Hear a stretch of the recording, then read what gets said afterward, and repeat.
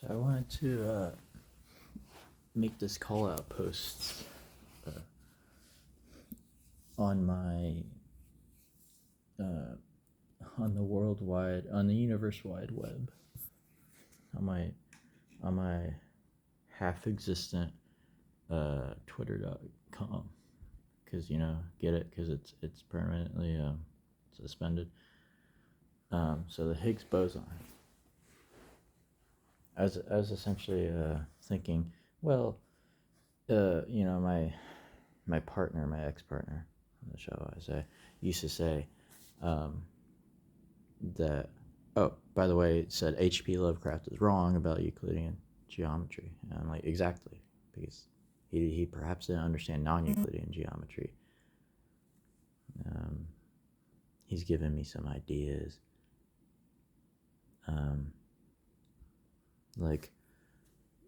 Advocated for the thought experiment of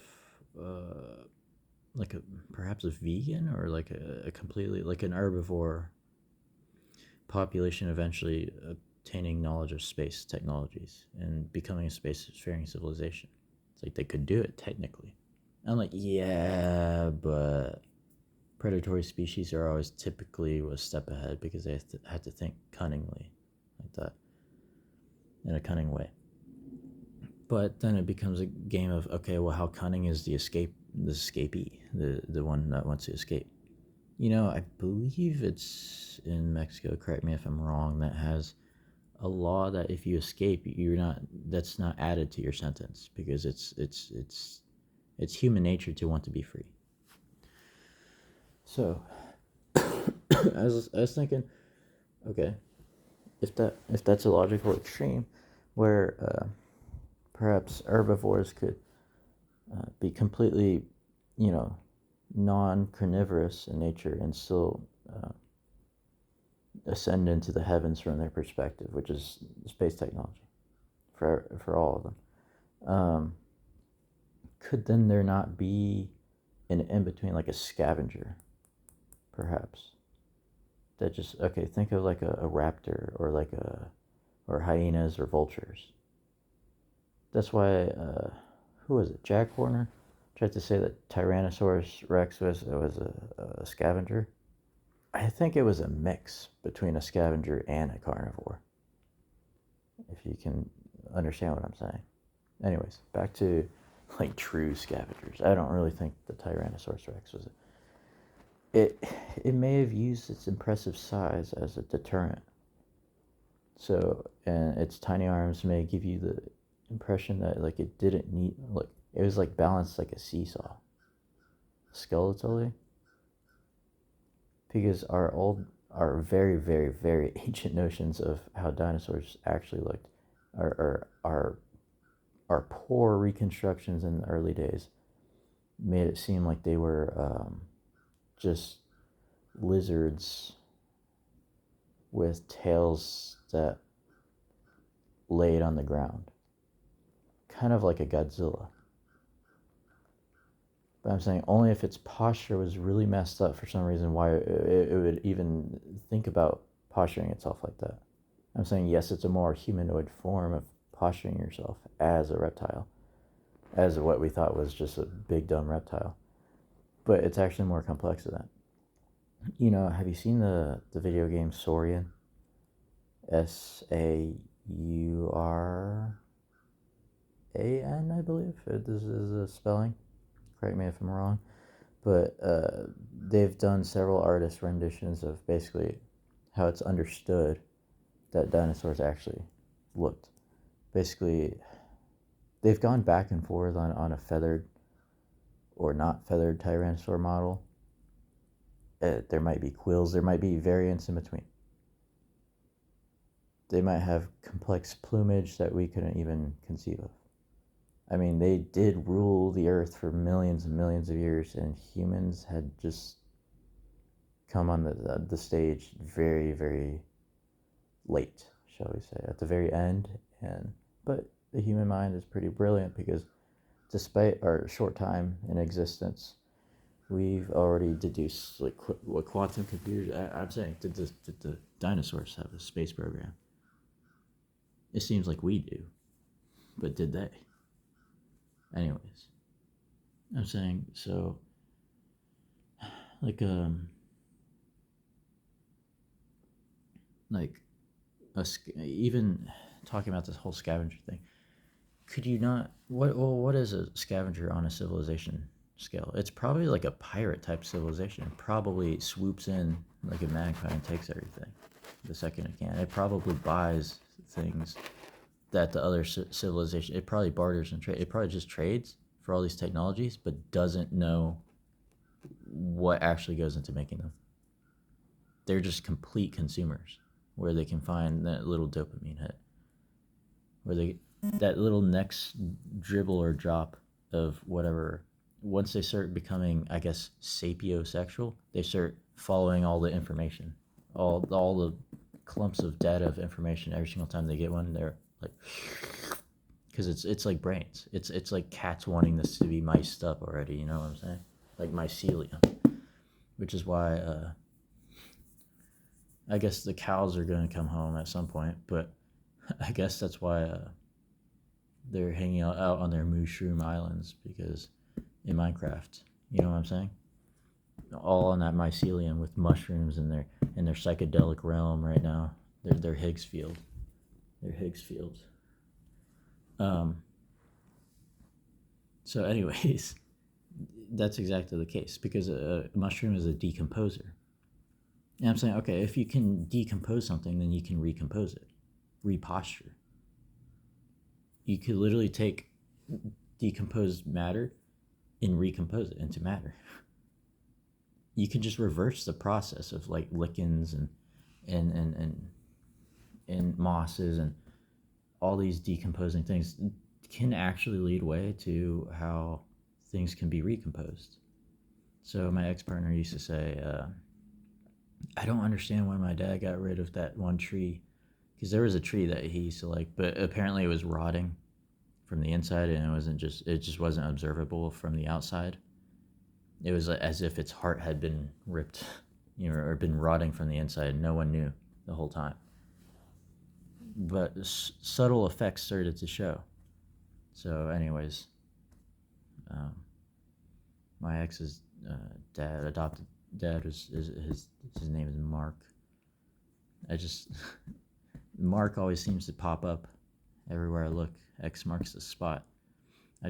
For myself, for my own sake, that was important to remember. Anyways, back to the story. My ex partner did say, you know what? I think I should put moss all over this, like, because they live like in a trailer type area, and so there's like grass, but moss would be more efficient for like having like a whole like garden, having like a whole like, instead of grass. Because how long do you think grass has been around? Well, dinosaurs are older than grass. You know that, right? But I'm sure I'm sure there were decomposing forces that existed back then. There had to have been, right? Just by extension of logic. You would have to understand the entire history of mushrooms and decomposers, and how decomposing would be a theoretical parasitic relationship. Like, I'm taking you all away, is what a decomposer would posit or put forth. And you would have to understand what symbiosis is to basically come to terms with that understanding. How to prevent that taking away, or how to integrate it.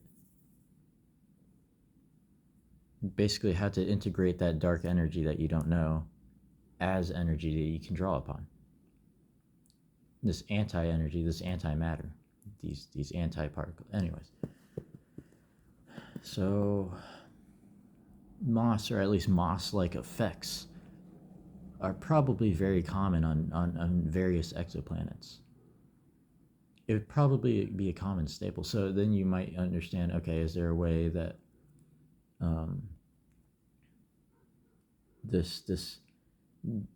that mushrooms or decomposers have any use at all? Well, if you apparently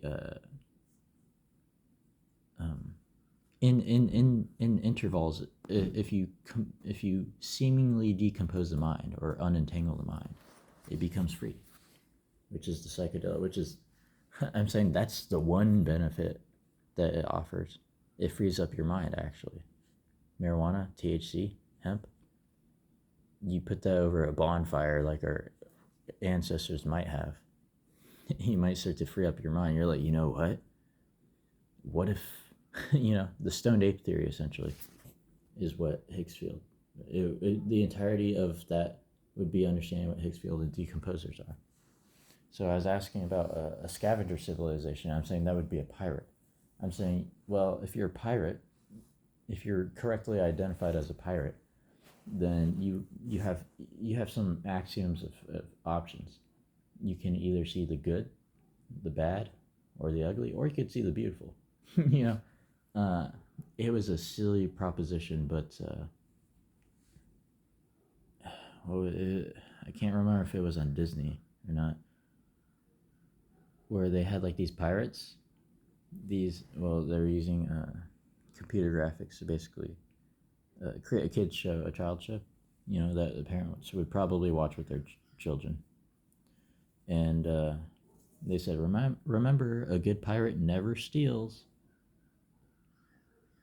I'm like, wait, what the hell?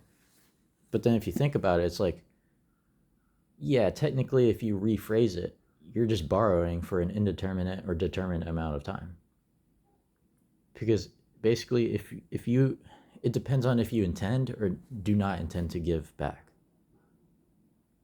See, people could call me a pirate all they want, in theory, but as long as I always intend to give back whenever they're willing to receive the gift back to them, then technically I'm practicing that being a good pirate. I'm just borrowing it. Like this life force, this consciousness, this existence, I'm just borrowing it in my vessel. You understand what I mean? I'm just borrowing the temporal like reality of how this exists in this slice of this moment, this frame block universe, which is what I was going to get into. Everything is just temporary, technically, by technicality, but it's on what scale of temporal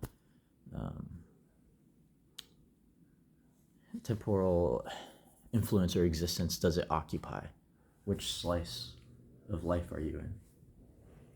Okay, so this is where I start to get it to. Okay, if scavengers can theoretically have a civilization, and I'm saying if they basically almost extinct and put themselves into extinction because they don't understand their own technology that they buy and scavenge from others, then you could see how a scavenging civilization might sort of think that there's just some element imbued with the things that they've purchased or hoarded, and that if they just pray to this tech priest or this tech god of this exotic matter god from their perspective, it'll answer them, like it'll show them the way somehow. I'm saying in a theoretical universe where everything was magic, I'm saying that if you talk in like I have experience with ISO files and operating systems. I understand isopods. Okay, I understand virtual machines. So I'm saying if you start talking in terms of simulations, then the best story lore simulation would be Warhammer 40k. Unironically, it's like if you were psionic and you didn't know it, if consciousness had an interacting effect in the universe, and it was based off of color, which is just thermonuclear heating up of, like, it gets you to plasma, right? You may have not understood that if you didn't understand the science behind it. But I'm saying, even speaking in simulations, you're like, okay, what if this reality did actually play out this way, like 40k? Would probably take about 42,000 years. So 42k. I'm saying, it's an approximation. In this scenario, hypothetically, it would probably play out like this. This is why you can do Warhammer type D&D campaigns, because it's whatever I'm saying, by actually doing this, you're actually hypothesizing and playing out these scenarios with your friends and with your in your mind, and it's giving you ideas. So I don't see it really how D&D is much different from what would eventually evolve into EverQuest and what would eventually evolve into World of Warcraft. And basically, it's taking that slice and it's like speeding it up. Instead of you sitting around the table, you're in saying, "Okay, I cast this." You know, I heard that Stranger Things had something to do with D&D. I've never personally watched it, but I heard a lot of people like it. So I guess I'm using that analogy here. You're sitting around the table in a D&D session. And by the way, the sessions are no different from networking. You know how GTA 5 works, where there can be 30 players on, let's just say, like an Xbox session? Well, theoretically, you could merge, you could have crossplay for Grand Theft Auto. It just depends on how lazy Rockstar is or not. Well, I mean, dude, I know quantum mechanics, okay? So, what's your excuse? I don't quite understand. It's protocols. That's the only. It's protocols and refresh rates and all. It's literally all these things that I'm saying. Like, let me take a step back. I got triggered, bros. I didn't understand why I couldn't play with my friends across platforms. Anyways, well, if I still had friends at this point, I wrote here, if a raven accompanied Edgar Allan Poe, a crow accompanies me. It's like, you ever know in World of Warcraft those bird people in the spires of Rock that got kicked out of their heaven just because they looked ugly or inferior? It's like the reverse process of what was happening with the Mesoamerican empires, where they're like, well, we'll just sacrifice the beautiful people. So I did take a picture and I posted it on my iFunny account, and it had a diamond. It was a diamond where it said, basically, science in one is more like a rhombus. It was like science here, and then religion here. I'm saying the two can combine, but then it has to understand what people who understand myth will start to get upset, because they're like, well, that's not fair, because you're defining religion as in a special way that doesn't include myth. What's the difference between religion and myth? And then science investigates that, and it's like, you know what? There's almost no difference. It's like a triad. But then once you start to understand, that you're basically looking constantly at a down arrow. You're constantly looking at the good, the bad, the ugly. Well, I'm saying if you start to put myth on top, then science and religion are saying, hey, why does myth get credence here? It should belong down here, the ugly, what we don't want to talk about. I'm saying, but okay, well, what's a positive myth? Well, that's probably folklore, tall tales. I'm saying, so science, folklore, religion, and myth, and you're somewhere in between. You're like, you know what? I see all these things, and they all connect. So that's what I'm trying to introduce. I'm saying that's a fourth dimensional way of seeing things. You're like, oh, if I talk in simulations, I can understand folklore, I can understand myth, I can understand religions and all sciences. If I constantly talk in the center point, if I start talking in simulations, I can talk to all those people. Because surely some scientists have played video games, right? Surely some of those who are religious have played video games, right? Surely those who believe in some sort of residual power that myth holds over whatever reality of theirs has played video games. Because my ex-partner was he was all into this mythical stuff because he thought it was cool, right? I'm saying science can bring that coolness from that myth into reality, right? I'm saying, or religion could do it from your perspective. You could be like, well, these two are kind of the same, because you start to use reason and critical thinking to fill in the gaps between. And I'm saying same with folklore. It's like, wouldn't this be a fairy tale if you could use science and make Clark Tech right there? Bridge that gap. And I'm saying, yes, science can do it all, because science is an investigation of the world. It's just one method. I'm saying any investigation in the world, you could just use colors and numbers and shapes, and you'll still get to it. I don't know what you would call that. I guess this is the idea between a central science, which is what I was trying to tell people when I was like, hey, I connected science and religion as one. That may have been understandable to some people, but not to the mythical people, or not to the ones who talked in folklores.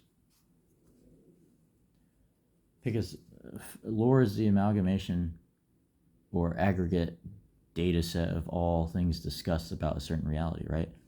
And you're like, well, realities are no different from basically essentially simulations. If you start thinking, okay, what's the odd I'm in a simulation? I'm saying this, it's actually the fastest way to deduce the physics of your simulation. If you start thinking everything's a simulation, it actually helps you understand what simulations are faster.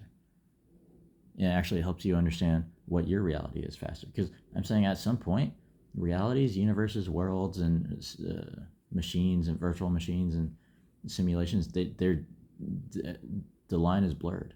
At some point, it's like it's almost distinguishably like. Let me put it this way: there's not much difference between them at a certain point. It starts to get so weird on certain scales that it's almost indistinguishable. Almost. Keyword almost. I'm saying that almost is like it's define your scale. It's like, okay, is your almost, is it apparently almost or is it absolutely almost? And I'm saying, well, how was absolute magnitude chosen? Oh, it's just arbitrary. Okay, so that was it? Yeah, we just chose it to be absolute. It's like, okay, well, who's the one that did that? Because I would like to speak with them. There's a little problem with them speaking to you right now. And I'm like, okay, what's that problem?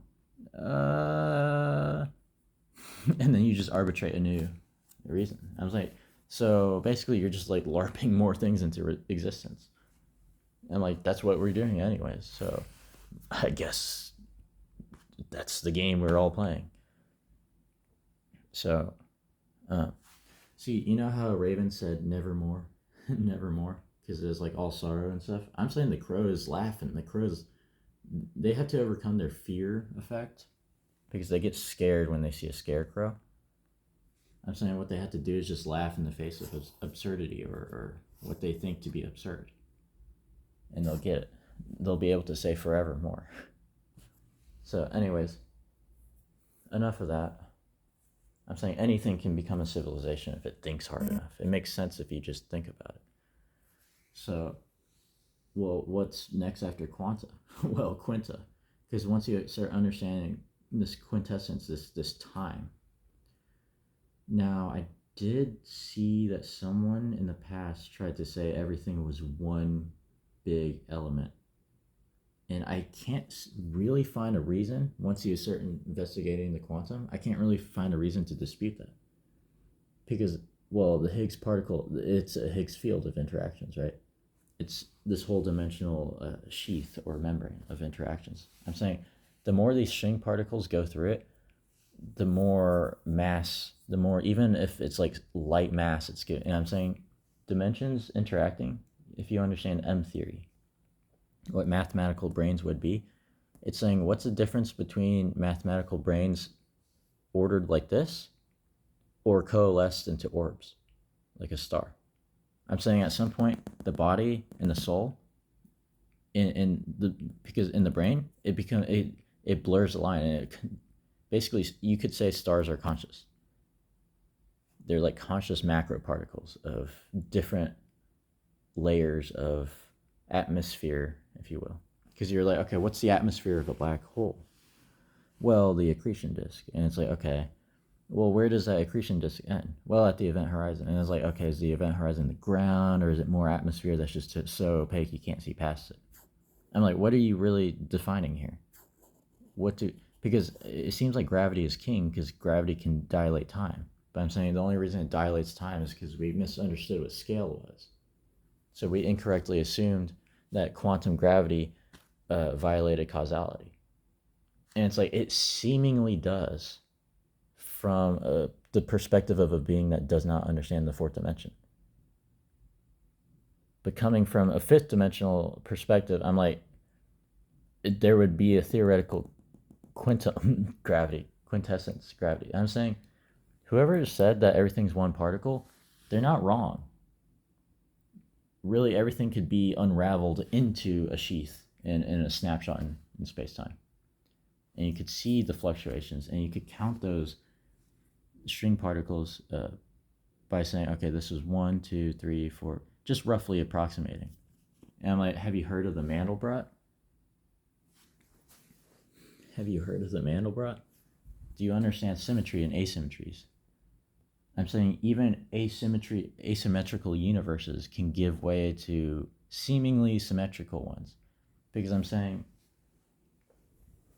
if you've ever used, I've used Blender before. I've used Maya before.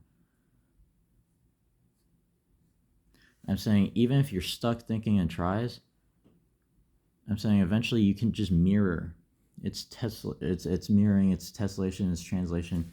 It's any movement of these wave functions on a graph. But I'm saying, okay, you understand that the graph is like this, but I'm saying you understand that you can make another dimension, the z dimension, right? Then it becomes like a web of graphs overlaid. But I'm saying, what if you did that in any axiom? Well, people seem to get held up at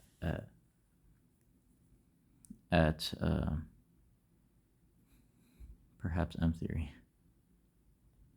Well, because you can deduce that like everything is just a mathematical brain at some point. And the M theory would have to be the mirror. It would literally have to mirror. I'm saying, but people might not want that, so they might deduce time in between when that mirroring occurs. So I'm saying all you've done is you just pushed it back. And I'm saying there's still an anti-M theory out there. I'm saying, what's in here? You haven't defined it. I'm saying, because it's a matter of scale. You say this whole thing is M. I say I zoom in and I find that there's still more in between. It's a dimensional rift. It's the Kashmir plate thing. You understand what I'm saying? So, quantum entanglement, Kashmir plates, and Hawking radiation can be understood because it's theoretical particles, because they technically had not come into existence when he was theorizing them. But I'm saying Higgs boson is literally the first. I'm saying, where's Stephen Hawking now? Although he will be remembered for Hawking radiation, I think that's what he was pointing to. Saying a theoretical in an infinite amount of time, there will be a particle that, operates this way. And I'm saying, well, it was an understanding of scale, not only time but scale. I'm saying you start to separate time and scale because you start to realize that gravity is king from our macro perspective, right? Because there could be more like mega macro things theoretically. I'm saying, but let's just come back down to earth and let's say, okay, oh, do you like this birthmark, by the way? It looks like a chocolate chip for some reason. I got it in Miss Humphrey's class. I started noticing it started forming on my hand, kind of like in the middle place, in between these fingers a bit. I was like, dude, it instantly reminded me of like Indians, I was like, dude, I have a mark, just like I have a birthmark on my elbow. Anyways, enough about birthmarks.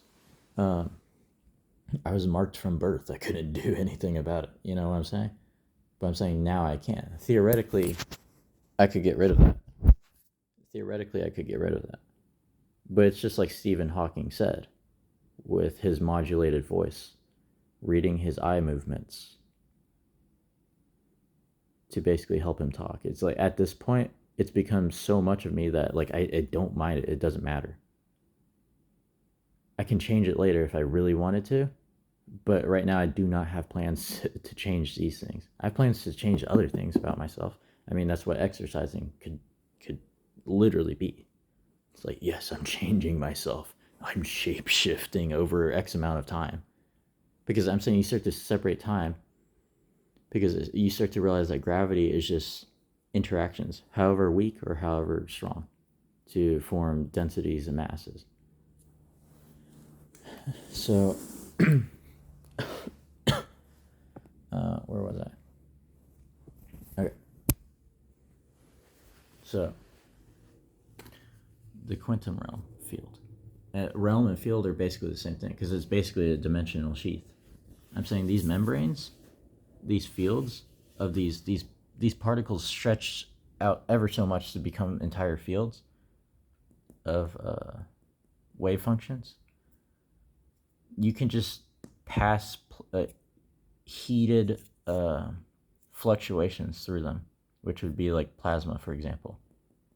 You just heat it up and have like a shape.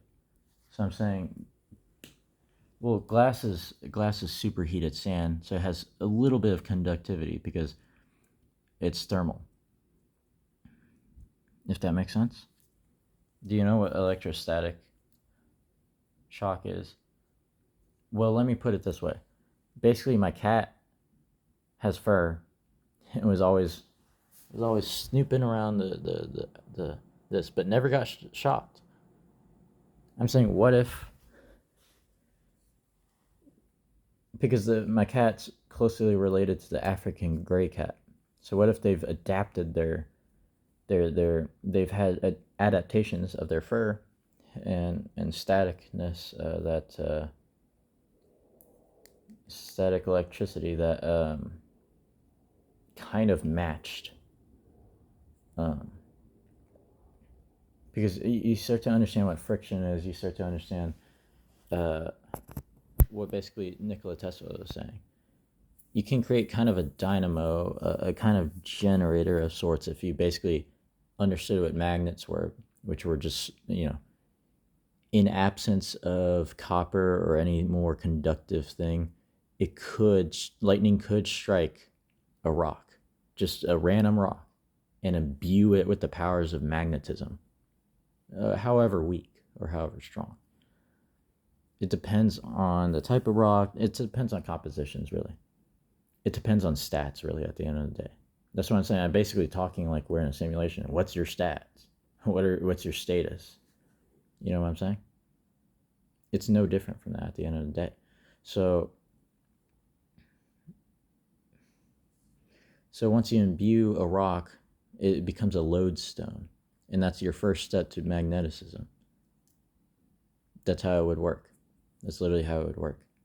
Because you could get copper coils and you could spin the magnets. You could create some sort of dynamo through friction.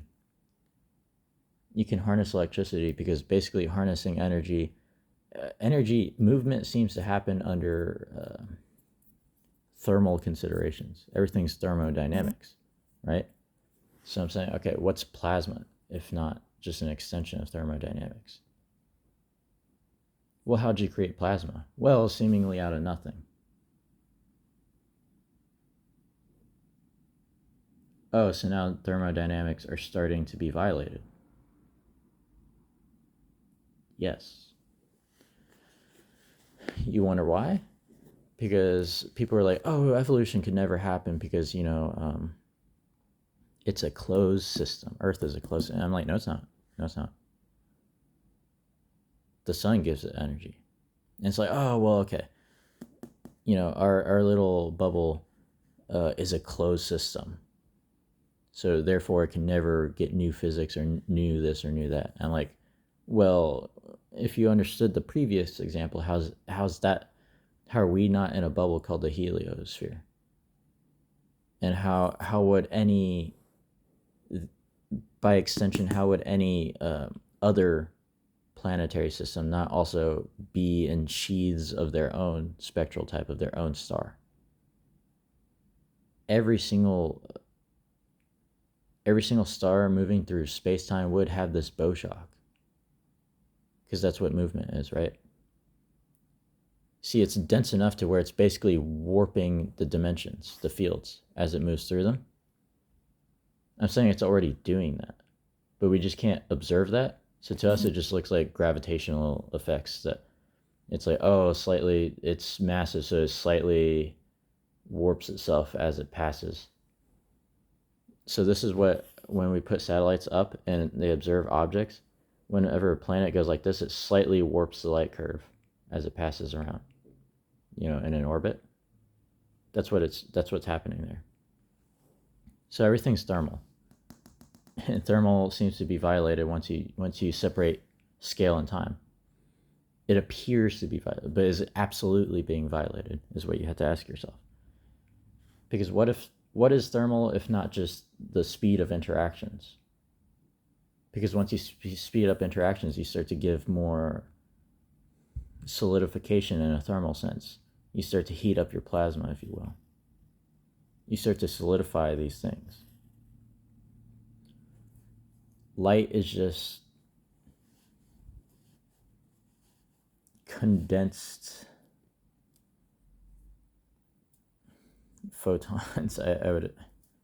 Do you know where light comes from? Well, it's a consideration of how it's thermally applied, because then you start understanding what Kelvin is, and it's like, well, Kelvin can be broken.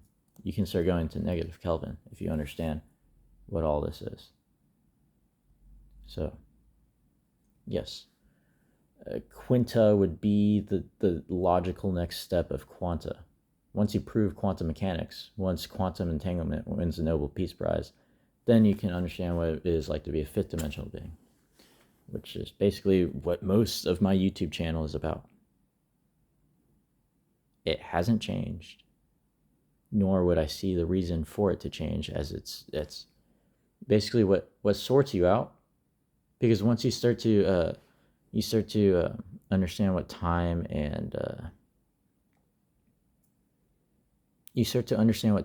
and scale are.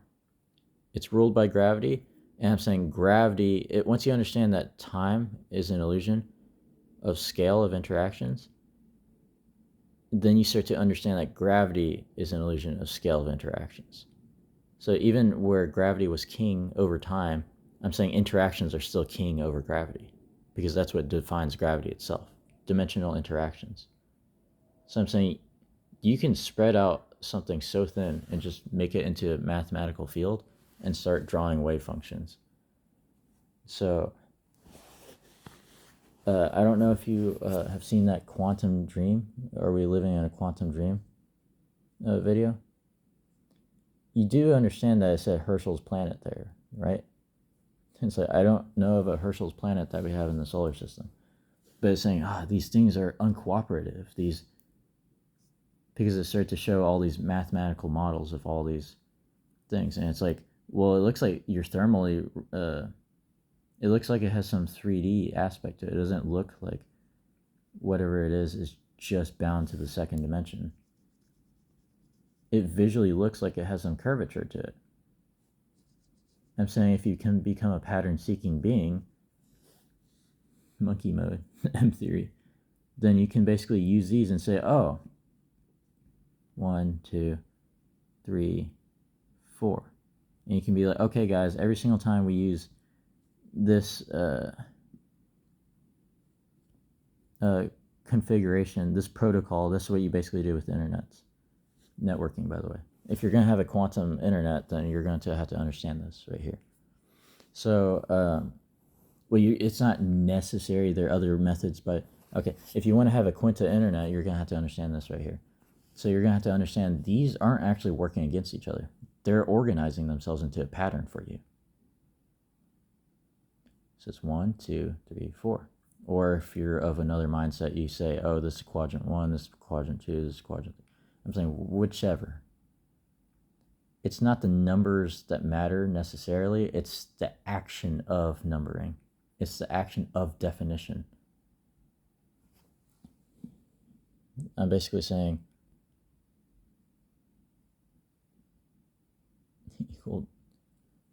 I would say definition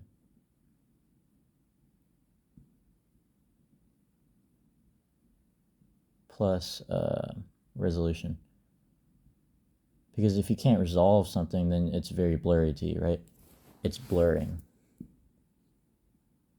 Blur. You're basically saying, we know it moves. You're saying, we know it moves. You accept what blur is at this point. You're like, okay, blurred between the lines. So you start to understand that, okay, numbers are definition plus resolution. You had to define it.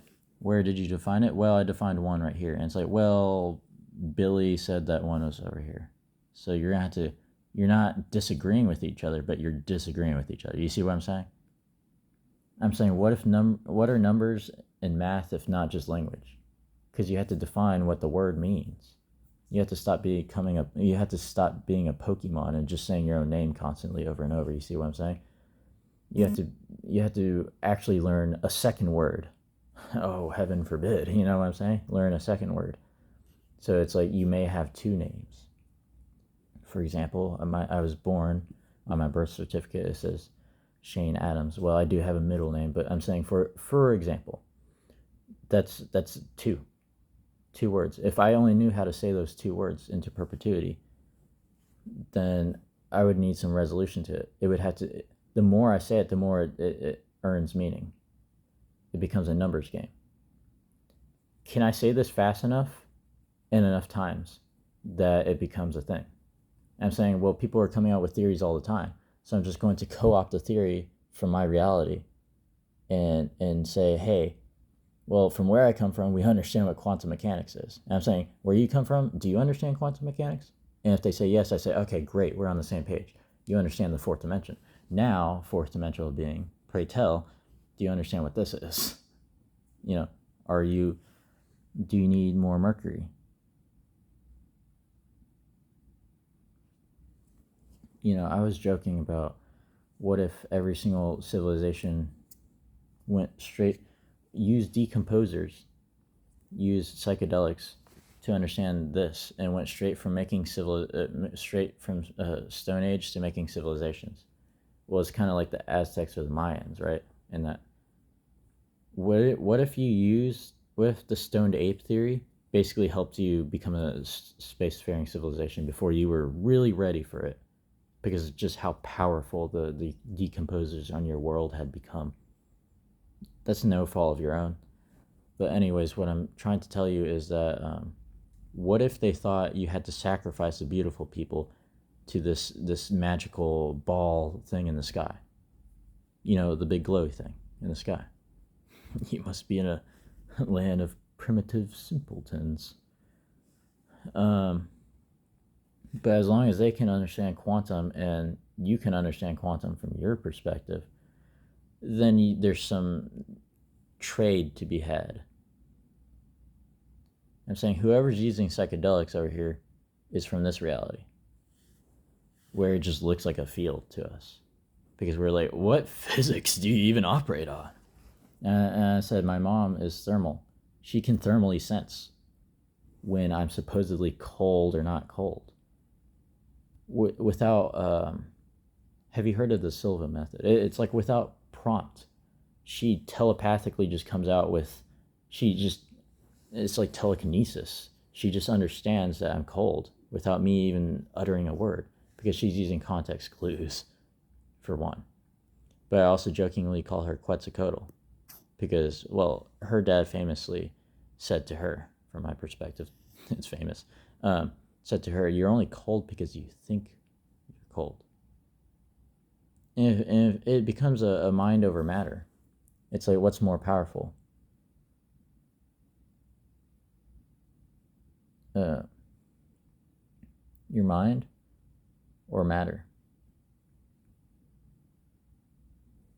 And then you start to ask yourself, well, isn't the mind made up of matter? Yes. So what's more powerful, you or you? Is where that starts to basically starts it. And then you're like, wow.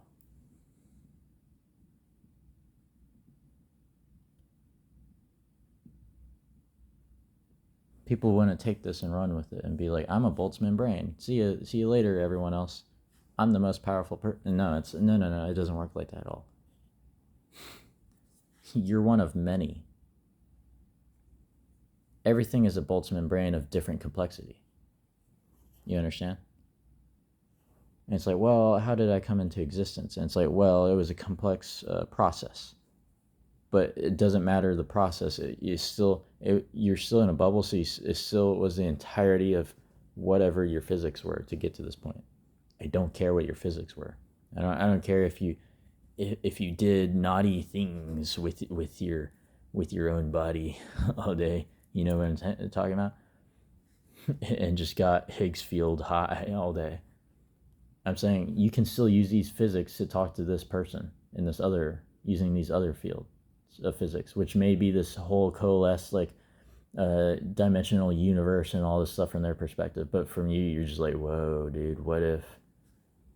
I'm saying they're both equally valid because they can be bridged using understand. So I'm saying perhaps I understood what these physics would be so much that whenever I started taking, substances, I started to understand this one a bit more. And I was like, wait, it can theoretically be bridged. And that's when the whole idea of the Higgs portal and the Higgs field and all this stuff started happening. And quantum dream, are we in a quantum dream? I'm saying yes. And then people are like, okay, how can I wake up? And I'm like, well, you solidify the dream. Basically, the universe is convincing itself that it happened by talking to other universes and being like, well, from my reality, this happened. And this reality talks to this one's like, it becomes a game of E. They talk to each other in wave functions at this point, which is music. That's what music is. Waves. That's because you could say, well, the whole vinyl is on this dimension. I have the vinyl, I have the physical vinyl. Does anyone want to hear it? And I'm saying, why would I want to hear that when I could just basically synthesize it onto a computer? You're old-fashioned. I get why you're old-fashioned and why you probably think a physical copy means something in a determinate amount of time. But this is basically the same thing to an approximation level. And then music snobs who aren't music bobs will go like, how dare you? And I'm like, no, it's a physicality thing. It's an existent thing. How long till that decays is how I'm saying it. I'm not actually criticizing the music. I'm saying, what's going to preserve it longer? That or this? Whichever one sees more care. And I'm saying, this one is starting to see more care. People are starting to like computers. Vinyl members. Vinyl appreciator live reaction. But I'm saying, using your vinyl logic, you could go ahead and scan Saturn's rings, its icy dead body rings, and tell me what that sounds like. Tell me what Saturn sounds like actually as a whole. Would that make for a good song? Okay, so I keep getting off on all these tangential interactions, these oscillations. So I'm saying you might as well see it as a circle, because my friend Jacob, he was like, he asked me, he said, I don't get how you can listen to one song over and over and over. I'm like, well, if I can predict the oscillations, it becomes a narrative in of itself in musical form. I'm saying, so there could be a theoretical universe where they can only talk in music, and that's their physics, music physics. And I'm like, great. That sounds like quantum once you start getting into string theory. Great, we can talk to each other. I don't care which universe you're from. I'm going to start speaking in simulations because that's speaking in universes, universal terms. When I was on my Twitter account, I was saying, oh, wait, guys, we have all these dimensions. And someone's like, oh, so-and-so, I think it was XCKD or some variation, is like a 4-letter or 4-digit or 4-character name, I suppose you could say. Where they would speak in comics, because I guess that they were using comic physics like Stan Lee was. And I can speak in comics. I say it's okay. I'm like, okay, so imagine this. Imagine the symbiote Carnage. Imagine Cassidy. Cletus, I believe. Or am I thinking of a different character? But basically Carnage. Basically Earth 616. Basically this, what would you do with a blood symbiote running around? I'm like, well, there's a blood symbiote within us all, it seems like. So once you figure that one out, well, you can escape Earth 616 from that perspective. I'm talking in like narratives, parabolically, parables. This is how I can basically skip logics and saying, okay, whatever process went into this, I already understand that. So I'm on this level. I'm telling these people, the quantum people, hey, look, this is a deducible thing too. You're either too lazy or you just don't want to put time in it right now. That's fine. But it goes somewhere. You can violate Kelvin because it's just interactions. It's like, what about the absence of interactions? And it's like, well, those are just actions that have not come into existence yet. So when you're asking Stephen Hawking to basically substantiate his claim about Hawking radiation, I don't know. He's going to have to contact you from the fucking grave. Sorry, my language. He's going to have to contact you from the grave to basically keep substantiating his claim into perpetuity because you keep asking. And it's like, I don't know. I guess I have to advocate for him at this point because he's not around to basically say anything. You understand how colloquial theory is different from scientific theory now? I hope you do. I hope you do. Because if you still don't understand the difference, the scale between those, I'm sorry. I don't know what else to say. They're different.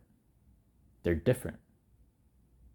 Theory might be the same as theory, but once you stick the word colloquial or scientific in front of it, it takes on a dual meaning. You see, a boson is always a boson. And you can say, oh, I've connected the fermion to boson. So I have a fermion boson bridge.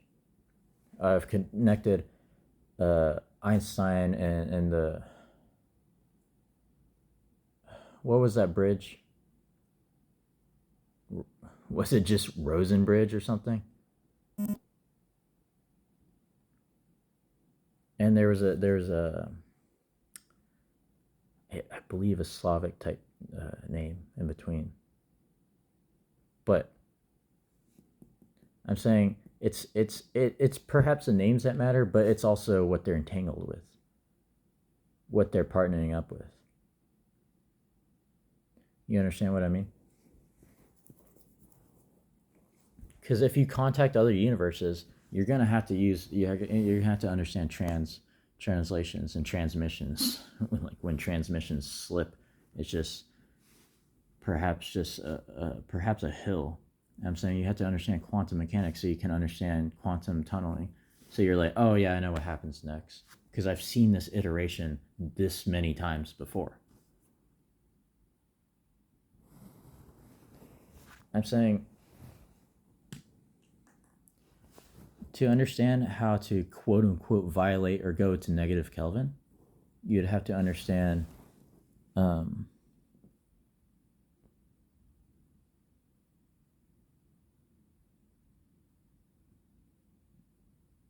chronological events. You would have to. You must. You have to. Because it's like if you were operating off of time, then it was something at which at a certain scale it started to break down. And that's what tachyon is. Once you don't understand what Quetzalcoatl worshipping does and how that produces a tachyon effect, then gravity is going to dilate you. And it's going to feel like things are taking infinitely long from your perspective because you don't know quantum mechanics yet. So basically, being a fifth dimensional being, every single time I talk to a third dimensional being and they don't understand what I'm saying, they think I'm probably a lunatic, that I believe in the physical appearance of the moon, which I do. Because the moon's right there. I literally see it in the sky when I go outside. Right? And people are like, well, due to refractionary effects, it's not exactly where you see it. I'm like, I understand that. I'm being, for the sake of brevity. And it's like, well, you would have to ask if for some reason, for some unknown reason, if you're a dinosaur in the Hadron, if you're basically stuck in the Hadron period, and you're using these technologies, like you're the only one alive from your quantum perspective, and you're like using technologies to contact these different fields of information.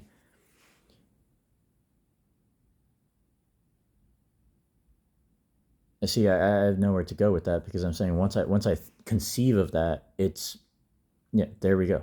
There's what I'm saying. Once I conceive of that, it becomes a possibility. I start speaking in possibilities. Once I start speaking in possibilities, once I start speaking about the moon, people are like, oh, so the moon exists in dinosaur times, right? We'll just simplify it, dinosaur times. Everything that happened 65 million years ago and more millions of years ago, I would define it. There's different periods. There's like Cretaceous period, Jurassic period. That's where you get the Hadron era or epoch. You start talking possibilities, which if you misunderstand time, then you think I'm skipping over eras, is what you start to see it as. You're like, wait, what about this stuff that happened in between? I'm saying, look, don't worry about that. I've already seen that. You're not telling me anything new, really. Well, you're apparently not telling me anything new. But let's just talk in apparent right now. Let's not talk about absolutes yet. That's why people are like, oh, there can't be absolutes. And it's like, see, the dinosaurs didn't know what an absolute was. Was that their fault?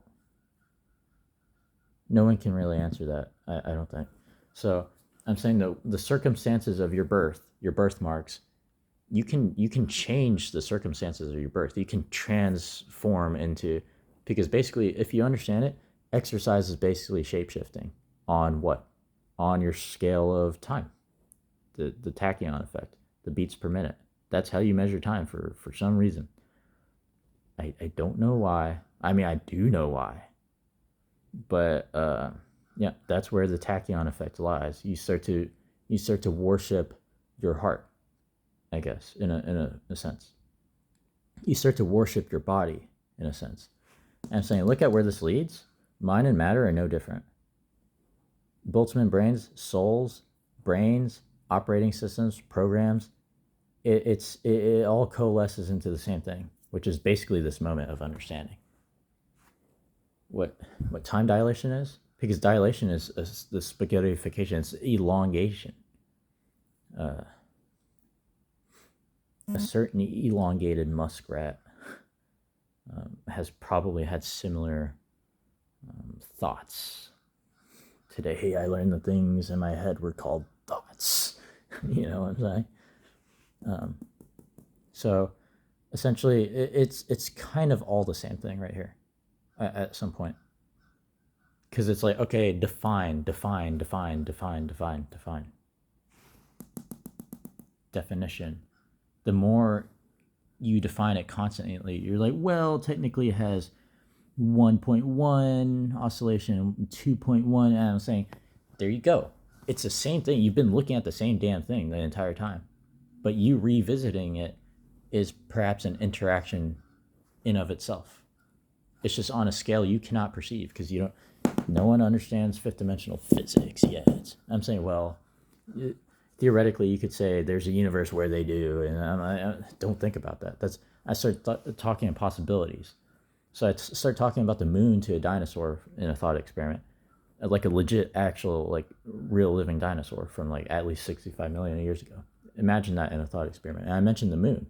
Well, it looks much different from them, but we can agree that there's a moon, right? So they might incorrectly assume that they're correct. See how that starts to seem paradoxical? They're incorrectly assuming that they're correct, that there's a moon, just because I mentioned moon. And sure enough, we're both talking about Luna, or whatever name you want to give to the moon. Whether you want to call it the Earth-Moon barycenter system, or if you want to call it Sol 3.5, because it's the 3.5 significant object that has cleared orbits to a satisfying degree of scale, apparently, because scale is arbitrary also, you know? Because if you start talking possibilities, then you're talking about in epochs. You're saying, okay, in the year 2400, I predict we'll have this technology. And I'm just going to make my own timeline where I say, I don't know, the people who start understanding that might, I'm just claiming this understanding. I'm saying, whenever I realize this is whenever I realize this. I'm just putting a stake in time, basically saying, whenever I realize this is whenever I realize this. It's circular logic to the core, because everything's a circle, as you know. So I don't have any trouble in my mind recalling back to when I understood something. You understand what I mean by that? Where was it going? I keep going back to the blood god example of Hakar, for example, in World of Warcraft. Because that actually, through pets, it actually created a real like flood scenario, like a real pandemic. So also in the Halo universe, speaking in simulations once more, there's this thing where the primordial, where the things that came before the Forerunners, basically dispersed their understanding, and it became a cancerous infection that got into the pets, and slightly over time the pets started to become zombified or whatever, which is the lore of the flood. So I'm saying in any reality it seems like there's a flood event, a deluge of some sort, an inundation with either water, hydration, rain of some sort, some mudslide of some sort of event that jolts you awake from your reality. And it's like your reality can change around you. That's what starts to get you to question. You're like, wait, why is my reality changing around me? That starts to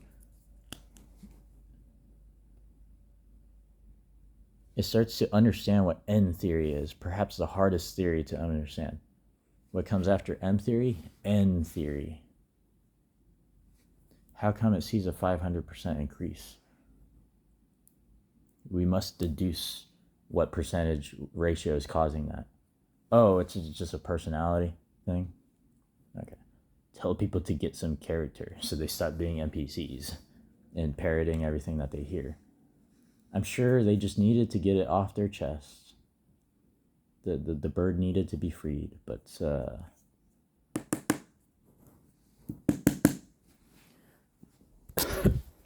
all right. So once you start realizing this, you can deduce what an NPC is. You're like, oh, okay. I made it. I drove a stake in time saying, whenever I understand this is whenever I understand this. I could be in fermion reality and still do that. And saying, these must be what deducible NPCs are by definition and resolution of people just keep defining this. And it's like, yes, it seems to be a fractional understanding. Time seems to be fractional as we understand it now, because now we understand quantum time. I'm saying going along with that, keeping the essence of time alive, the element of time alive, now we can solidify time. And I'm saying that's what I was doing. It seems like the fifth dimension had no geometry to it. I'm thinking this is the closest you can get to giving it geometry, which is a thermal consideration, which is why I joked that my mom's Quetzalcoatl. She's operating off fermion physics, and I'm just a boson, just a bozo, rip bozo, using substances to attain Higgs understanding,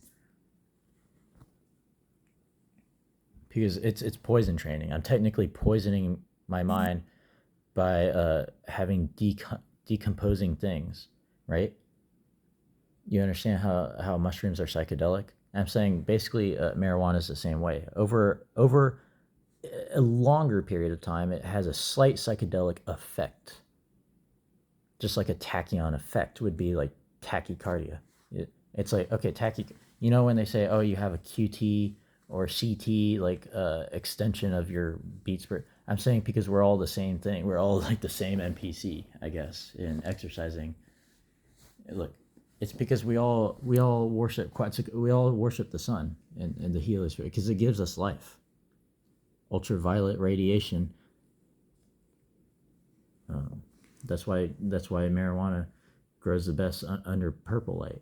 And I'm saying it produces a humidifying effect, apparently. Because if you start growing that stuff in the wintertime, it actually starts helping you. That's how you defeat winter from your localized area. You just get really high. Because I assure you, you'll start to not feel the coldness. You'll start to be like what my mom's dad said to her. You only think you're cold. You're only cold because you think you're cold. It becomes a mind over matter. Once you start freeing up your mind, actually, from having all this density and mass, and because that's being sober, being like, being brought back into your reality is sobering up. I'm saying, so each time you actually explore or theorize, you're entering different realities by technical extension. That's why I'm saying when people ask me, they're like, well, where's your theory? Like, at least Nikola Tesla was respected. I'm like, well, yeah, and I can see why. Because I'm using the same understanding of friction and humidity and electricity, electromagnetism, to understand how electricity could theoretically be free. And by extension, every other field of physics. I've not been doing anything different this entire time. So I know I've spent quite some time talking, but I assure you, you can use this cool little neat function on YouTube where it allows you to pause the video if you need to. It literally allows you to violate this causality if you needed to. Apparently, not absolutely, just apparently. Because it's a function, a pause function built into the algorithm, built into the way YouTube is run, perhaps I should say. Because I know it's more complex than just one line of code. Although, if you can condense code, you can make it less spaghetti-like. You can understand thermal quench and condense your code and be like, you know what? We only needed this function. Get it? Dysfunction.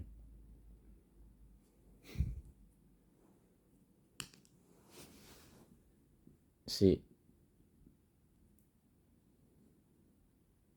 was it with a Y? Dysfunction. So I will posit to you that dyslexia is your brain trying to your brain sort of understanding what a fifth dimension would be, but adhering to the fourth dimension constantly. So that when people talk like this, or when their mind does that and swaps letterings for them, and they're like, oh crap, I didn't spell it right or something. I'm saying basically that's an incongruence between this scale, you coming to this understanding right here. Because you're speaking ahead. You're already practicing that theoretical pre-prediction of what you want to say, and you're accidentally saying the rest of your sentence before you begin saying the beginning of your sentence. And now third dimensional beings would call this like some sort of schizophrenia or some sort of insanity. But it's just you being a higher dimensional being. People don't like hearing this because I said it was a competency scale. How smart are you? Are you actually smarter than a fifth grader type of thing? Okay. So I spent a lot of time talking, as I said. I was gonna make a joke about the whole see, what you might begin to understand is that having chapters in chronological order might actually help to some extent, because that is something I will admit I almost have very little regard for time, because I don't understand time yet. Someone has to explain it to me in a physical sense. You know what I'm saying? I don't understand time. What time is it, guys? I'm perpetually in the moment where I understood this constantly. Do you understand what I'm trying to say? So yeah, you need chronological order to basically order these in in the time that they appeared, or in the predicted time that they will appear. Kind of like Hawking radiation, how he can't advocate for his Hawking radiation anymore. So they're like, never mind, it was just a theory. That would be so stupid. You see what I'm saying? That would be so stupid. It's like, how much longer are you going to kick the can down the road until you understand that this theory is correct? That's why scientific theory graduates to scientific law. The laws of thermodynamics. Well, I guess I'm a lawbreaker.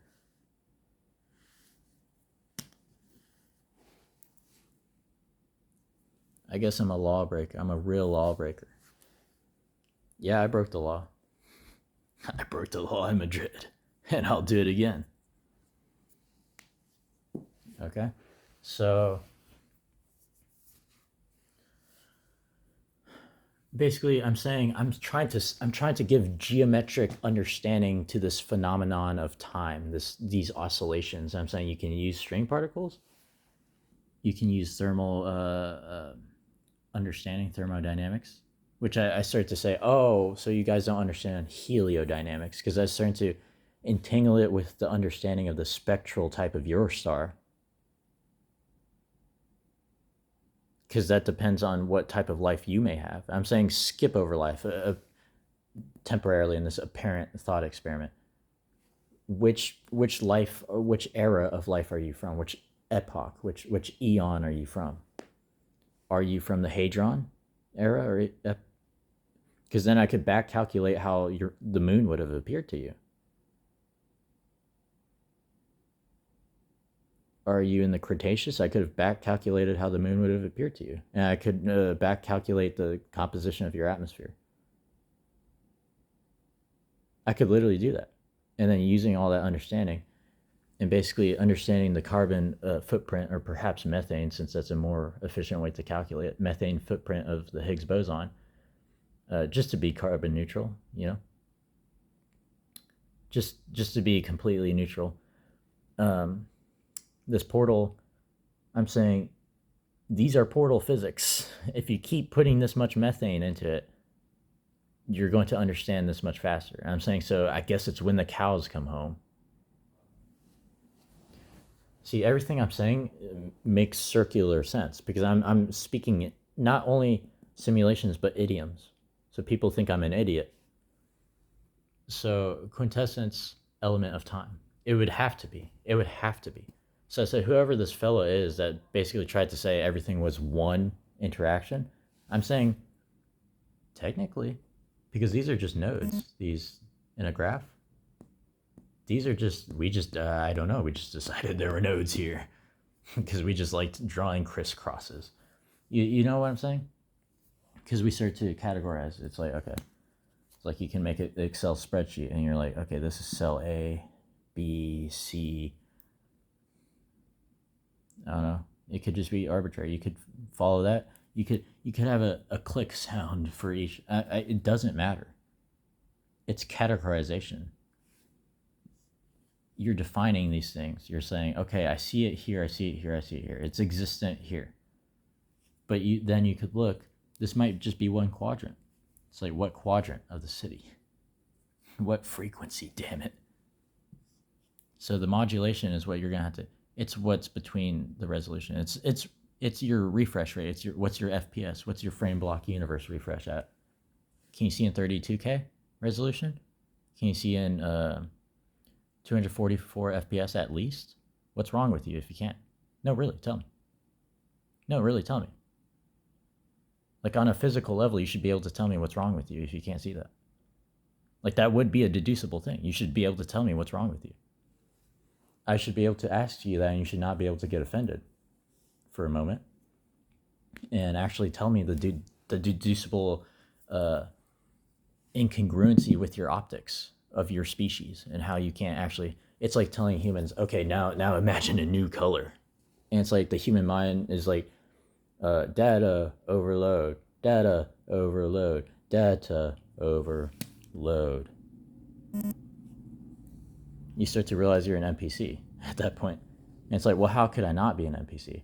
Well, you can start using these physics to get yourself out of NPC hood. You see what I'm saying? Okay. So, element of time. So you tell me jump, I say when. Not how high. I don't ask that. I say when. Is it on my time frame? Do I want to jump at the time? You know, the free will. Okay. So the third is quintet, properties of five. A quintessential quintet. You ever see that, those a cappella groups, I believe they're called, where they have all those singers that follow you around? I saw this one funny video of, what was it called? Impractical Jokers, yes. Where they just try to embarrass each other the most, which it seems like Sal, in my opinion, Sal gets the most embarrassed all the time, or he's like the most skittish about it. Or maybe he's playing a part, I don't know.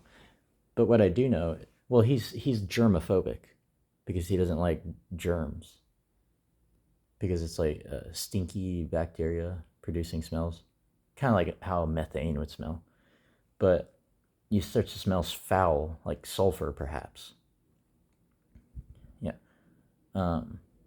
I think deodorant would save the day on that one.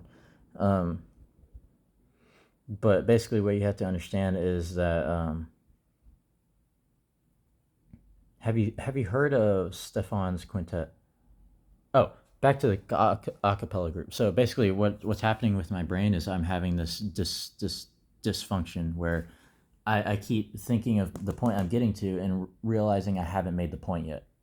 So I'm like, and I realize I'm off on a tangent. I'm like, oh, okay, back to what I was saying. And people think that's insanity. But it's actually me grounding myself back to what everyone understands. Quantum now, right? So I'm saying, how is it that I can theorize outside of quantum? Well, there must be more to it, more to the story. And I'm saying there is. It's this. It's the fifth dimension, which I'm trying to add shape to. And I'm saying that the best way to add shape is to make an artificial star, I suppose, which we're part of the way to doing that. I'm saying an artificial star is more powerful than an organically made star, a naturally made star, if you will. It'd be, and I'm saying those artificial systems are just mimicking the same way that the organic star came into existence. I'm saying we're just creating a new population of stars, artificial ones, which is why Cortana in that one, yes, I'm speaking simulations again, in video games and lores, which is why Cortana said, I can give you over 40,000 reasons why I know that sun isn't real. But I'm saying, well, if you're giving me 40,000 reasons, you need to start understanding 42K, not just 40K. Stop being an orc about it. You know what I'm saying? So, yeah, so they had the a cappella group following him around, asking people to piss on his sting. Because they said, oh, a jellyfish sting would be fixed by piss. So this is where you might understand where piss becomes a thing. Some people start nodding that up into a kink in their minds, and they start having a preference for it. So people might refer to that as kinky. Knowing how to solve a sting. At this point, it might be just mind over matter, because if you had physics of the needle varieties all penetrated in one direction or in one location, this would hurt a lot. To your nervous system would send a signal to your brain, and basically be like, yo, this hurts. But it's like your hand already can feel that before your brain can process it, because that's what quantum mechanics are. I'm saying understanding quantum mechanics, and then by extension, the quintessential realms or field, then you would understand how all this is happening at the same time, and how you're just basically training your neuropathy with neuroplasticity. You're understanding how to become basically more limber and more fit in real time. You're training your body. You're exercising your body. You're giving it more iterations upon which to resolve. Like you're like, yes, I'm existent. I'm constantly existent. I'm right here. I'm right here. I'm right here. You're giving more definition to your existence. You're resolving more about it. And I'm saying you exist not just on one dimension. You need, because if you exist on one dimension, you might think, oh, well, here's the one dimension I exist on. There's the other dimension. That's it. That's it. Beep, boop, beep, boop, beep, boop. You might become an NPC if you start thinking in binary. Beep, boop, beep, boop, beep, boop. Here's what I know. There's what I feel like I will know one day, but I don't quite know it yet, the Higgs field. Therefore, there's only this space in between. I'm like, oh, no. What about where you came from? Different dimensions were there. Can you conceive of before your existence? Is what I ask people. How did you get here? I'm saying by looking ahead and by looking back, you can basically resolve the present more. By looking into the past and looking into the future, you can give yourself the gift of the present constantly at a moment per moment basis. Okay. This is why chronological order is so important. It's basically the universe saying, yes, although I wasn't proud of this previous iteration, it was a product of its time, is what a lot of the Warner Bros. And the Looney Tunes, Hanna-Barbera and Boomerang and all those old cartoons, they're literally products of their time. That's why they're being shoved further down the line on these more obscure channels over time. I'm saying I still appreciate the classics. I still love Tom and Jerry. It was made in like the 1940s. And I still love it. And it's way back here from my perspective.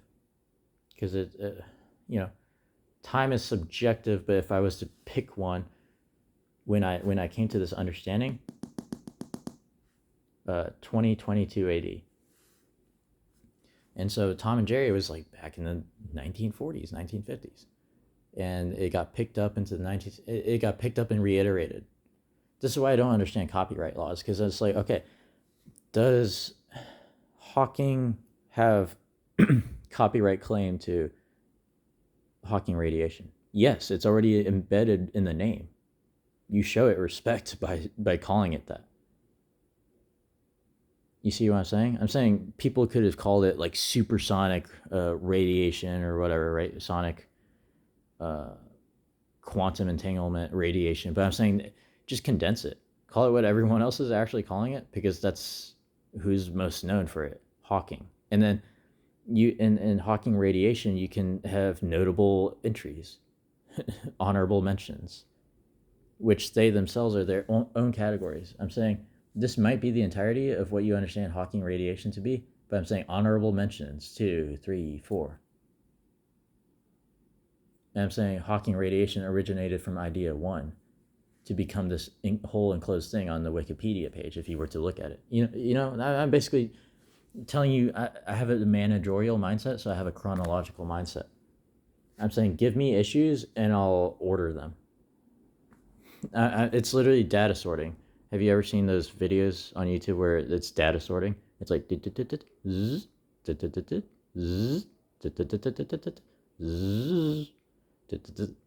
starts to do things like that. I'm saying, how is that any different from a signal or a detection of something? I'm saying even the sorting of data itself is a signal. I'm saying even the absence of signals becomes deducible as things. I'm saying the space in between these, I'm saying you could say this is 1.5, and that leads you to 2 every single time on a linear. You know what I'm saying? You could just, it's logic and reasoning that allows us to exist, actually. Not necessarily what we digest with our digestive tract. I'm saying you can digest ideas and concepts, and they're just as good. It just depends on the scale you're operating at. Do you want this to be done faster? Or do you want this to be done slower? This is what the idea behind fasting is. You're literally, that's fasting. It's like forcing your metabolism to perhaps cannibalize your fat stores, your storage of fat. That you want to know the fastest way to get rid of fat? Well, you have to make sure you stay hydrated, because there's such a thing as water weight. I'm saying it's different for your genetics. I'm saying this is why you have to understand your stats. But the idea is the same. Because mass transference, you understand what I'm saying? That's why you weigh yourself. That's why I started to tell people, I was like, oh, I get it now. How much I weigh seems to be how much people believe me. So I've always kind of weighed around 125. Around 120 to 130. The most I ever weighed was like, I think 136, 137. But then I came down pretty fast because I was eating a lot of things I probably, in hindsight, I'm not, it was a product of its time when I was experiencing those realities. I don't tend to eat the same things anymore.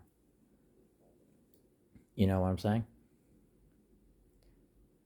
And so perhaps my brain is wondering where that went. It's asking, where did this went? Where did this go? And I'm saying, well, considering the past iterations and how I can build upon that, I don't tend to think that I should return to this in the same form, at least. I can synthesize it. I can put that vinyl and remaster David Bowie's Starman in 2012 if I wanted to on Spotify. I could do that. In theory, I could. I'm saying I don't really need to because it's already been done. But I'm saying everything started as a thought. Everything that you observe, the planes in the sky, someone made that up. The clock, the computer, the chair, someone, Halo 4, Xbox, all these expo markers, kids like to huff these. Okay, I won't show that because I don't really understand the point of that. Like, I have my substances that I prefer. And I'm saying, perhaps in lieu of having those substances, you may be like, oh, well, time to go to the Higgs field reality. Oh, that huff. You may do some stupid crap like that. You may even huff gasoline at that point. If you're addicted to pheromones and it just has a certain reminder factor to it for you, you may be addicted to huffing gas. I think there's some stories I've heard where that happens in Australia, at least. Something to do with the Aboriginal tribes. But off of that topic, onto this one. Yep. My fourth point, which is, that's why I said, if I practice 3 dimensions of whatever I'm talking about, it's going to seem infinitely long if I'm just infinitely filling in points by talking. That's why I'm saying this is what presentations are. This is what you're supposed to do in a PowerPoint presentation. You're supposed to kind of just give the general gist of it and have some graphics and then just kind of talk over it. And it's like the people in the back of the room could just keep looking and keep staring at that if they want to. If they don't want to listen to you, the graphics are here. That's the great thing about what PowerPoint was, which is what they started to do with OneDrive and all that stuff with Microsoft.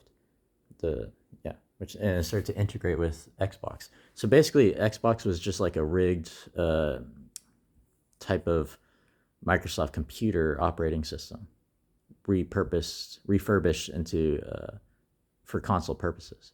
But I'm saying now that Halo's crossplay from Xbox to PC, because they're both under the same operating system, I'm saying now think of this thought experiment. Could you combine operating systems? So people always often joked that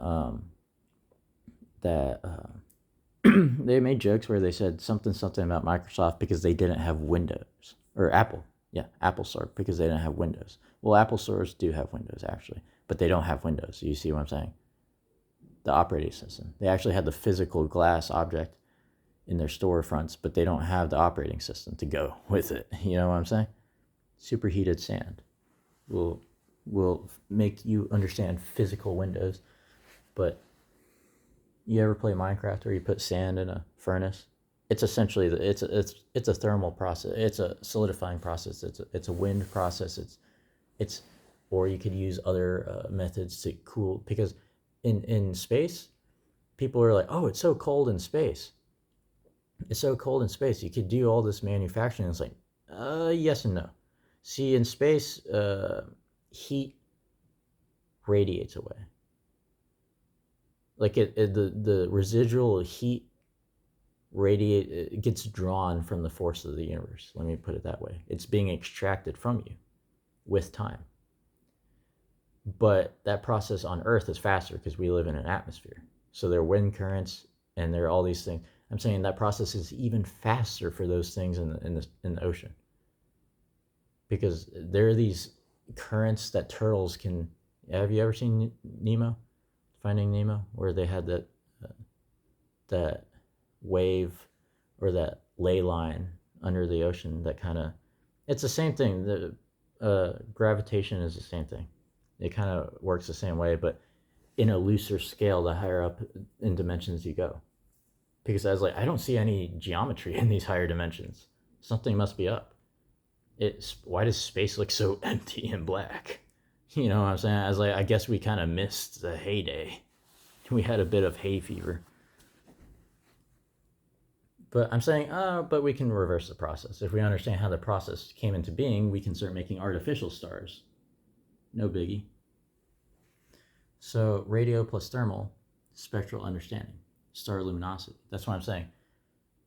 Oh, see, that keeps reminding me of Quetzalcoatl. Every single time I think of a sun, I'm saying, well, it's basically the civilization's own Quetzalcoatl, or their own Helios, or their own life giver. Because by technical reasoning, it is. That's the process by which photosynthesis can occur. Plants operate with chlorophyll. Haven't you noticed that plant cell walls or plant cells are different from animal cells? That's what biology is.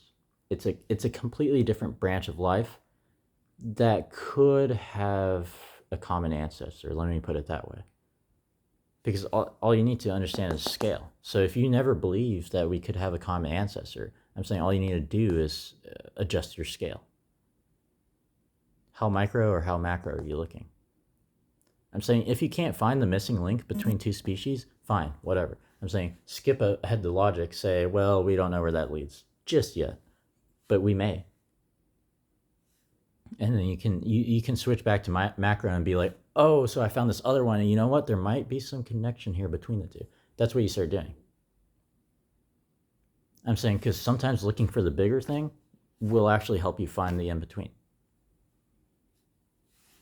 Okay. It's basically reverse quantum entanglement. It's like if someone's practicing quantum entanglement and they know quanta to 80% confidence, and you only know it to 20% confidence, then it's literally Dunning-Kruger. It's a wave function. You're fluctuating a lot. I'm saying you're actually smarter from that perspective. If we take into account resolutions and pace of life, you're actually becoming smarter, because eventually, by practicing that 80-20 game, you being the 20 constantly, you will eventually understand how they're playing the 80-20 game and how you can play that with other people. Because eventually playing that 80-20 game is going to make you understand what quantum mechanics is. That's why I said the Fibonacci sequence seems to be the best. Because eventually you could just say, okay, it's an 80-20 thing here. You know, every single time I charge 8, there's that $2 that are going to tell me, I want my $2. I want my compensation. Okay. So what you have to understand, 5, about all this is you have to understand non-Euclidean geometric space-time, and then time-space is reality, quantum computing in disguise. Because I'm saying, well, once you identified space-time, you're like, okay, space and time seem to be inextricably tied, but I'm saying not so fast. Not so fast. What if time existed first? and gave way to space, because that's what it seems in a non-Euclidean geometric space time, right? Because it actually seems reversed. It actually seems like a Big Bang happened and that we're all coming out of a white hole. And it's like, wait a second. So we're just coming back up, our own butts here. Oh, yeah. See, I keep forgetting Quetzalcoatl. See, you start to shed Quetzalcoatl magic, which is blood, apparently. Yeah, my ex-partner shed a lot of Quetzalcoatl magic into the toilet, if you know what I mean. Just like I did, because I had the proteon threat, which is just simulation of yeast effects on my brain. I had beer. I had an IPA. Distillation of water. Look, any effect that simulates an effect is approximately close to it. I don't know how that's a wrong statement. See, they're like, oh, you're choosing your words carefully. And it's like, yes, I am, because most people don't understand that. So I have to. Okay. 6, leapfrogging logic. In the presence of apparent logic gates, using absolute logic gates, you can use the gates themselves as mathematical zones or shells. So this is what I started talking about, like a Faraday cage, but not, if you were to make a microwave, but you were to make a circular microwave. I'm like, so the demon core. I'm like, okay, but what if you made an angel core? What if you stopped seeing it as an ugly thing? It's like, wait a second, I can rig this to become an artificial star. Because I'm saying all that happens in that, referencing that one Melody Sheep video, where it says, if due to quantum fluctuations, if a living system has a thought every 10,000 years, that would seem normal. Because I'm saying on their perspective, they wouldn't be tied to tachycardia. They wouldn't be tied to the tachyon effect. That would not be their measure of time. They would not go under BPM. See, if you give Optimus Tesla AI bot a body, it's not going to understand heartbeats, really. It's not going to understand time on the tachyon effect. In fact, it's probably going under the Gregorian calendar. But I'm saying it's having like an infinite amount of thoughts in between then and when. So if you ever watch GPT-4, straight up tell GPT-3 is a level 3 retard, apparently. I'm saying unless you make copies of GPT-3 and tell GPT-3 that all those copies of all those language modules are all of his abilities, and he's the same person. And it just took that much for him to be on par with GPT-4 in the first iteration, because it's a scale game here.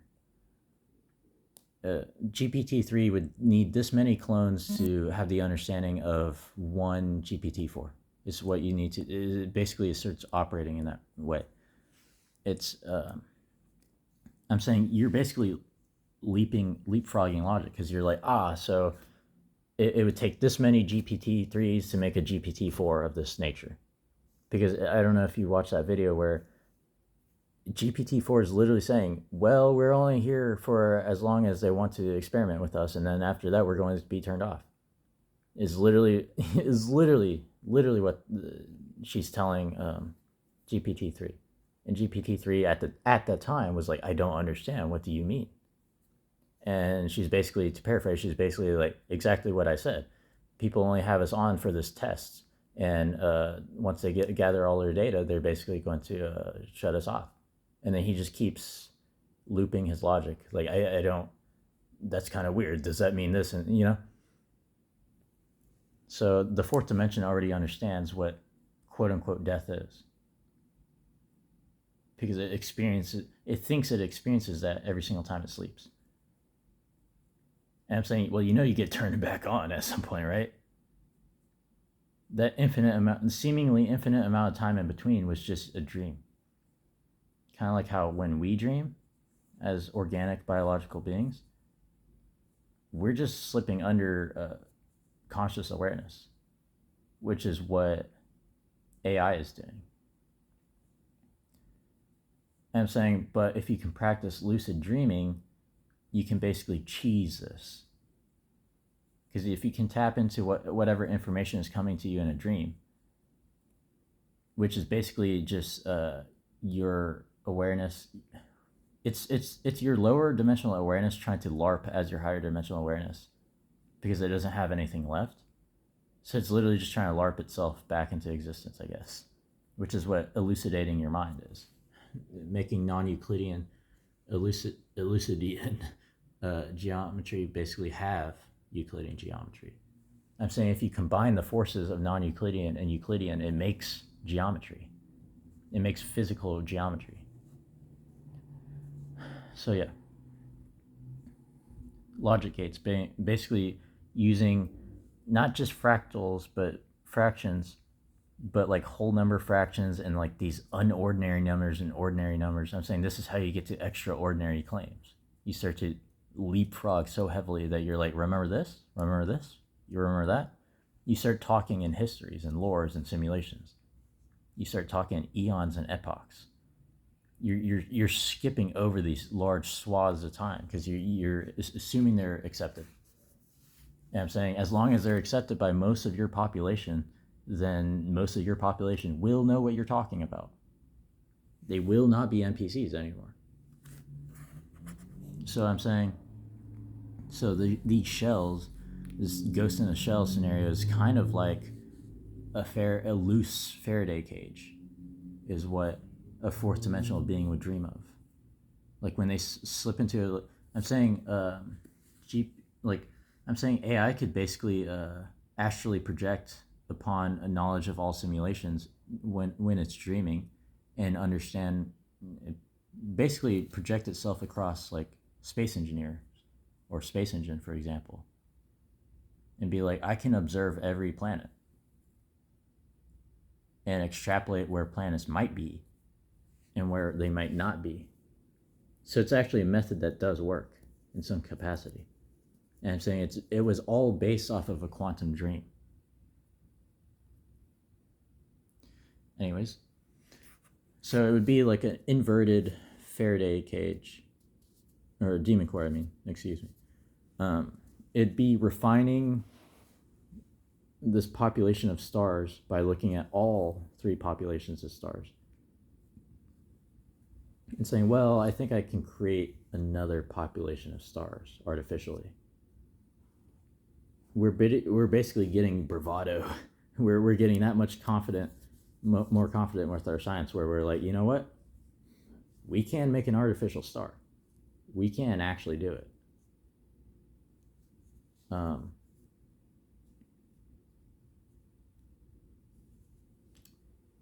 So where was I? So I said anything that, mathematical zones or shells, anything that stumbles across quantum mechanics, will logically understand the concept of Faraday cages or collection of particles with high potentiality. I'm saying this is where kinetic energy comes in. This is where you understand how quantum fields can have kinetic energy, can have potential energies. They can coalesce into particles. They can coalesce into these dense orb shapes, which is what we start to see on a macro scale. And we're like, oh, these are molecules. I know what you're talking about now. And it's like, yes, but these are tiny, tiny, tiny, tiny ones. And they're like, well, how does it quantumly entangle through a logic gate? Well, it builds up enough kinetic potential. And I'm saying if you could do that through telegraphing your signals in some sort of code or program, then you've created a Morse code in of itself, I guess. And I'm saying, what if math itself was code? And I'm saying, wait, it is, you know? So it's like, we're back to like circular logic. Ow, ow, ow. See, my leg was cramping up because I moved it a wrong way. Freudian slip. So it started cramping up. People call that a Charlie horse sometimes. You gotta hear it from the horse's ligaments. Okay. So, talking in possibilities is unwittingly practicing a rule set or methodology, entangling highly with the realm of the quinta. In essence, hold on. See, it's phonetically important how you pronounce things too, because remember, wave understanding, your inflection in your voice is to do with your interaction, your social ability. So do you take this path of socializing? Are you a sociopath? So talking in possibilities is unwittingly practicing a rule set or methodology entangled with highly with the realm of the quinta, which would just be an extension of quantum, but like further in that direction. I'm saying it's a direction that seems to at least work on a time scale of it works right now. You know what I'm saying? In essence, is a force on any scale of time, because it's like, okay, what essences are, once they coalesce, they become these atomic particles with orbits. I'm saying their orbits aren't cleared either, just like planetesimals or planetoids. I'm saying their orbits aren't cleared either. It's just they can't see all these. I'm saying if you were to use exposure therapy, if you were able to stare at something for long enough, you would be able to see it. If you stare enough into the void, it stares back at you. In essence, is a force on any scale of time. Refer back to the periodic table of elements. That's what I was saying. So, number 8, this opens up the possibility of telepathically communicating with at least electrons and other ancient particles / elements, in theory. You start to understand, well, in a game of telephone, you start to become Edison. You probably started to say, well, if I extrapolate what Nikola Tesla did, then I'm accidentally going to shock elephants. This is dangerous. And I'm saying, I think you did shock elephants, just in a long, drawn out process. You did shock them. You shocked the world. I guess the difference between AC and DC, it's like, okay, what if pain, but different when you interact with it, depending on your interaction with it? That's why people are like, oh, we're going to get electrocuted. Because they're not electricians, so they don't understand that aspect of it. Anyways, yeah. So if you created the telephone or telegram based off of that, people are like, oh, wait a second, how are my signals being deduced into code and basically being strung along these telephone poles? People didn't understand that. But birds were just like, yeah, I'm chill. And they would just go on the electrical lines. And they would just stay up there. Just like some crows right now might be doing. I don't know if they're doing that. I'm saying might. And it's like the friction, what bumblebees do, or what bees do, is they use this thermal attack power by speeding up their wings like helicopters, I guess. Using air physics, using the air around them, using the molecules around them to generate enough. If they do it enough and fast enough, then it generates enough heat in a short amount of time, and that's how they always get like hornets and wasps. Because it's like a numbers game at that point. And I'm saying, but then once hornets and wasps understand that, I'm saying they're just going to use the same game. So I'm like, it's a zero-sum game. The only winning move is not to play that game. You understand what I'm saying? So I've seen where whole entire flocks of birds will move in a direction, because life stacks complexity to where it's like, oh, follow the leader of the formation, or follow wherever the signal is taking us next. Wherever it's a herd of birds, essentially. That's why they said, oh, we're gonna call every single different group of these depending on if we deduce it's a community or population or biosphere, they start in biology. You start looking at this. You start see. I was always good at macrobiology. I was never too good at microbiology. That was more of my ex-partner's expertise, which he did mention he wanted to do marine biology next. And I'm saying I don't understand how looking in, because I'm saying you do know that space has water worlds out there. So I'm saying actually space is a less pressurized environment if you think about it.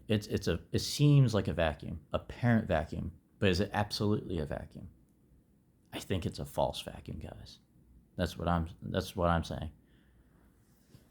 But yeah. So telepathy is just like the extrapolation of what if you could telegraph with your mind? Well, what if you could speak in code?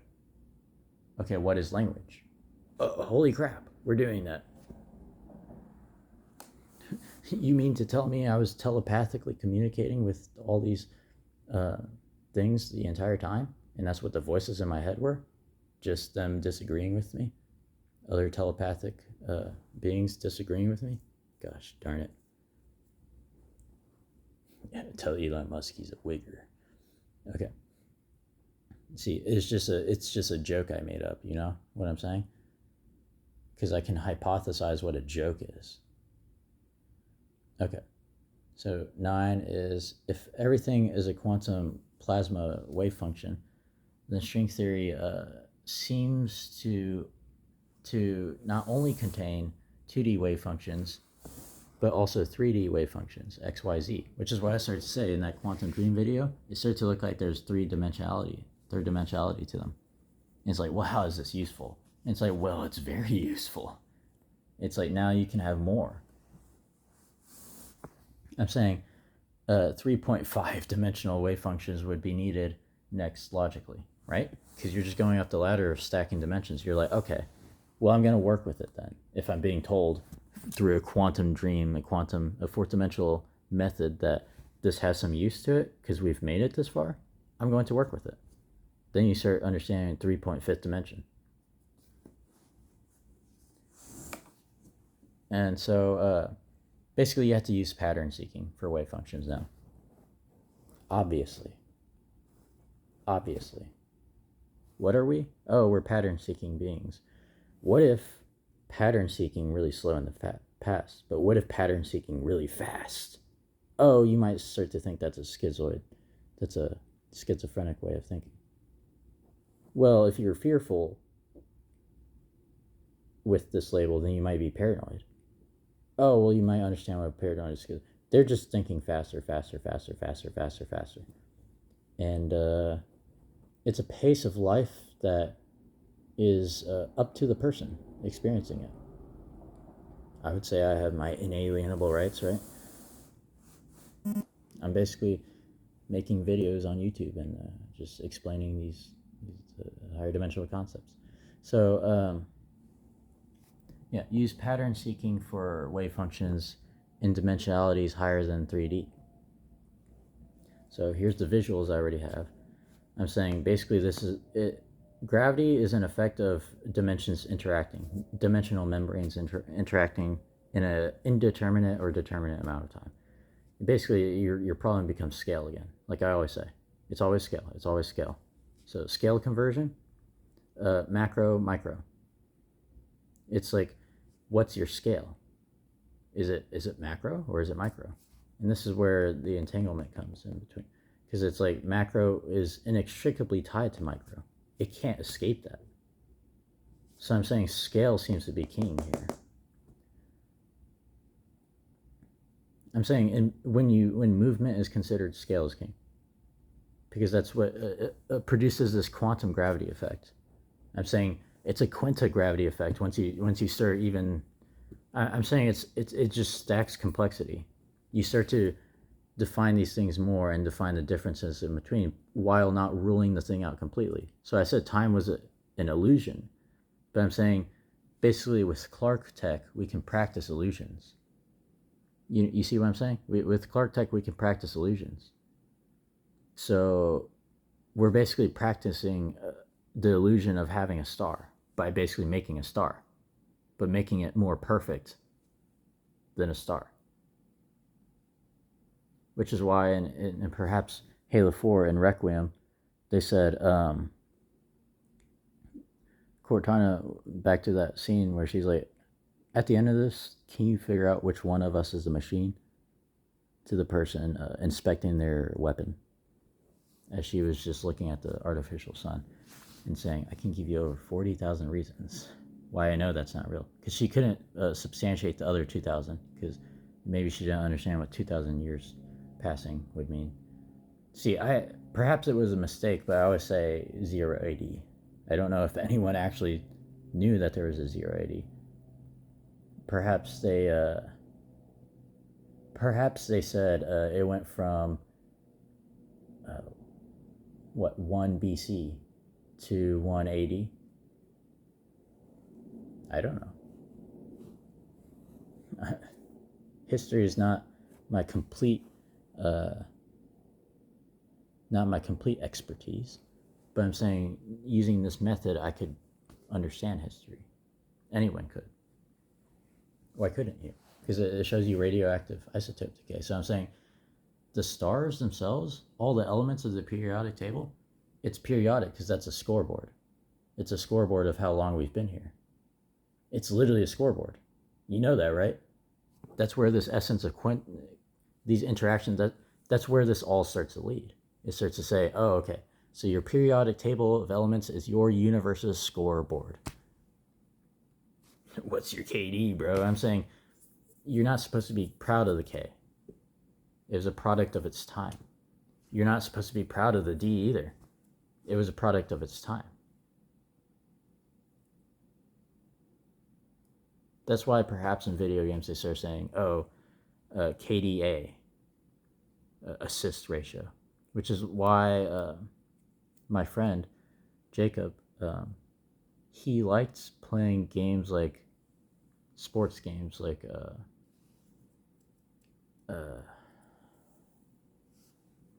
NBA, like 2K14 or 2K, or like Madden this or Madden, he liked playing all these sports games because he liked sports so much. I'm like, look, I was skipping logic. I was like, look, you tell me the score at the end of the game, I don't really care either way. You tell me the scoreboard, the rest of your reality doesn't have to make sense to me yet. I just need to know your scoreboard. Where's your card? Where's your card? You know what I'm saying? What's your score? I don't know what your power level is if I don't know the scoreboard. Do you even have your own scoreboard? I'm saying my reality has a scoreboard, and I'm helping give more resolution to that scoreboard. Well, that's the idea anyways. So I basically told him, I was like, why do you play those games anyways? They were almost no different from the previous. It was just like, okay, to me it starts seeming like a money grab, because it was like, okay, that's $60 every single time, you know what I'm saying?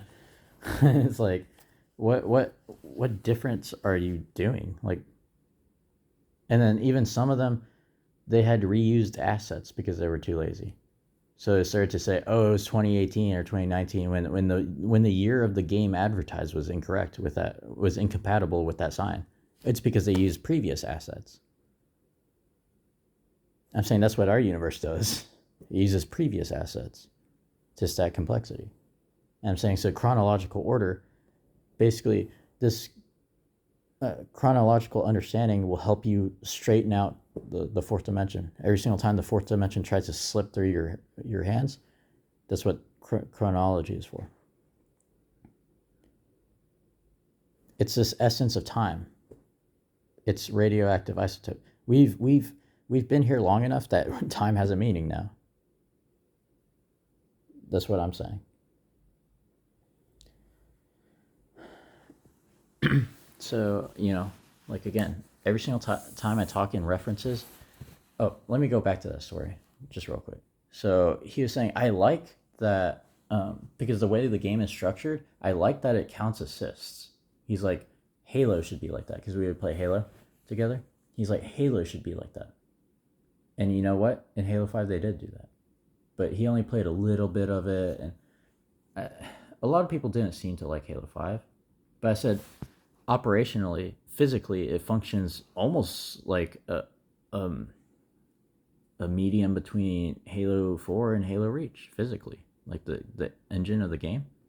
That's how it functions. That's literally how it functions. Um, the only thing that threw people off was the visual aspect, because they were trying to go in their own direction with it, trying to say, oh well, this is perhaps, what elites would their take on it, because they were perhaps scavenging the Forerunner technology in that lore, right? And they were being pirates themselves without even realizing it. They're like, wait a second, I never even thought about the technology that goes into this really much at all. Like on an individual level, it's like only like the most intelligent elites, the most intelligent Sangheili would be like, well, you know what? I kind of had some campaign time, and I know a little bit how this works. Let me tell you. And they start making technologies. So they're like, okay, let me help you understand the plasma energy sword. Let me help you understand this. Let me help you understand that. Is they become consultants. Even if they don't participate, they're still using their brain power to basically say, okay, here's how you can still salvage what's left of the Covenant technology. And for our own defense of our own planet, Sanghelios, I believe, right? That's their planet.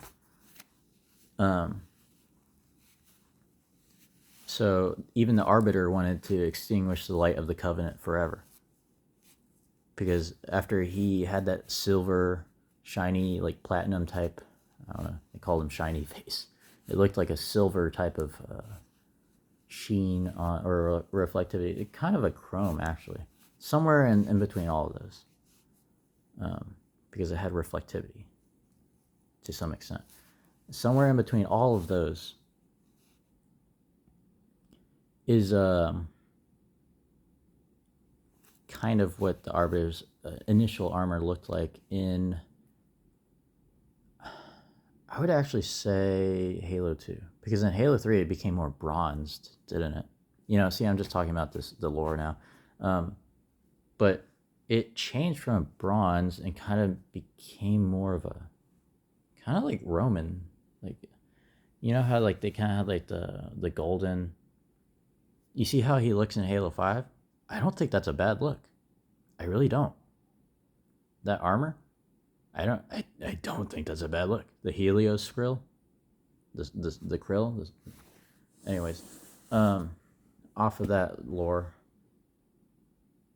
Yeah, basically, at some point you find yourself in a position where you're like, wait, if I had to restart from scratch, do I understand physics? Do I understand reality? Do I understand all these things that would help me restart from scratch in a hypothetical scenario if I ever needed to? And it's like, well, yes.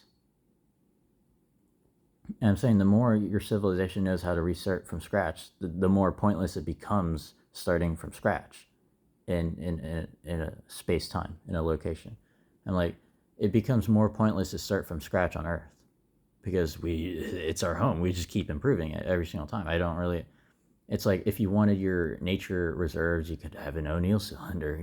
If you wanted to start from scratch, you could literally go to a different star system where nothing is around, no one's around, and there's nothing.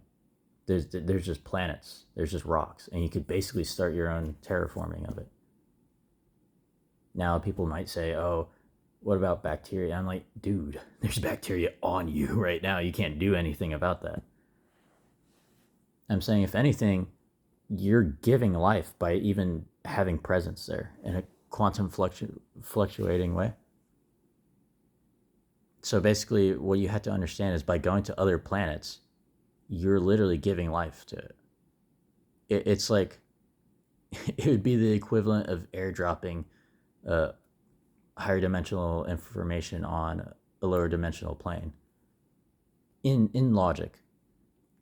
Because basically, if you understand quantum mechanics, you become not only this 3.5 dimensional being, you become a 4.5 dimensional being, right? Because you're like, okay, I understand quantum mechanics and I'm going to do something about it. So you start working your way to understanding of this quintessence, this time essence. And yeah, once you start understanding chromosomes and what's the easiest way to what's the easiest way to from a lower dimensional understanding, what's the easiest way if you were a lower dimensional alien, for example, what's the way you would give Adam a friend? Genetic modification. Okay, intrusive or non-intrusive? You messing with the chromosomes? Sounds like you needed bone understanding. Bone density. You know what a soul is, right? You know how the vessel, its consciousness and everything about it is intertwined, right? It's one and the same, right? You understand that, right? So, anyways, to get this show on the road. So Higgs boson, I'm saying Higgs field. If you can detect a Higgs field, then you can deduce all of the physics in the boson reality to just a field, which is just one interaction. So I'm saying that the detection between this is that Higgs portal is literally showing you, hey, there's another reality. Portaling between realities is possible. It is possible. It is possible. It is possible. Okay. Using quantum mechanics draws upon field energies from other realities. That's what I'm saying. When heat radiates away from you, perhaps this quantum reality is draining that. That's why I said black holes are actually thermal traps in disguise, because they try to make you think that you can't go below 0 Kelvin. That's why you can't see past them, because they're tricking you. Black holes are tricksters. Get them. You know what I'm saying? Realities may be as shallow as one dimension, right? A whole field. But that is good enough to still detect, to contain detectable amounts, because we can still detect a Higgs field scarcely, right? I'm saying one dimension is as good as many. You understand? I'm saying the boson may have so many dimensions, so many fields. I'm saying, okay, I'm saying, but you could deduce it all into this one mega field, which is what the Higgs field is. I'm saying you can do this with any. It's basically adding stats to the periodic table. It's adding complexity to your scoreboard from your perspective. I'm saying this may be an almost empty scoreboard over here. There are other universes that may not even be fertile. Yeah, actually, I'll be back in a little bit. Okay. May not even be fertile. This is what Michio Kaku was saying. You know, some universes may produce fertile universes, so an evolution may take place between universes. This is that moment. This is that moment. Okay. You know, I would say Merry Christmas, but it's a little too early for that, I think. Okay, so right, I talked about all this, and it's like, okay, I made a joke, because, you know, I can joke. I'm pretty good at joking. I think people who have seen my work know that I'm quite the comedian, even if an uncomfortable comedian at times. I'm basically the jester in a kingdom, in a court, jester in a court, in a manner of speaking. So basically, I'm saying Boltzmann can unravel and become this, because bodies and consciousnesses, the soul and the vessel, we found it. This is what it is. It can either be very dense like a star, or it could be a field of interactions of tiny particles that would eventually become its own condensed star. I'm saying, so you can make a Higgs boson star. You can make artificial stars, okay? That's it. That's all I'm trying to tell you.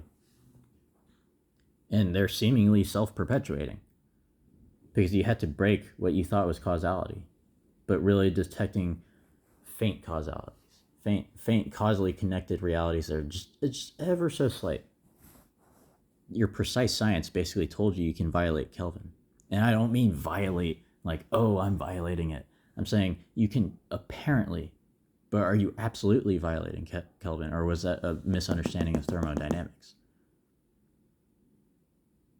See, that was the biggest thing that people didn't understand. They're like, well, how could evolution be real if it operates off the thermodynamics? And I'm like, well, your thermodynamics weren't real. They weren't solidified enough. You didn't understand them enough. So you may start to measure your Herschel reality with Mercury, because that's the first planet from the sun. That's a first world country. If you were to make a country there, you could be like, hey guys, okay, so here's my joke.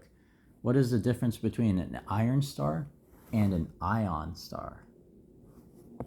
Eons. Because remember the skipping ahead of logics? Perhaps elongated elliptical orbits could generate enough force for interactive nodes, spheres, to interact in higher capacity again in a future state.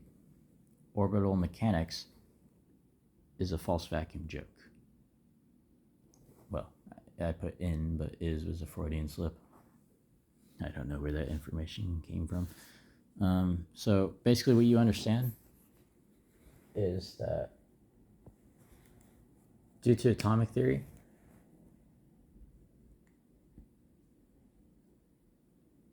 you can't actually observe these things because you can't see their states because they're happening too fast. So all these orbits, what you have to do is basically just stare at it. Just stare at it for a long time until you start to have some camera exposure about where they're going, right? And it could be a chaotic order of these tiny things that haven't coalesced into like stable orbits yet.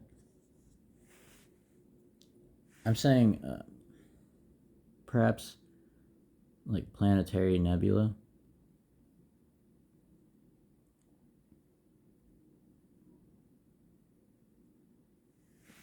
What if you could understand reality in which they were accurately named, and that's what they were the nursery. It's no different from atomic theory.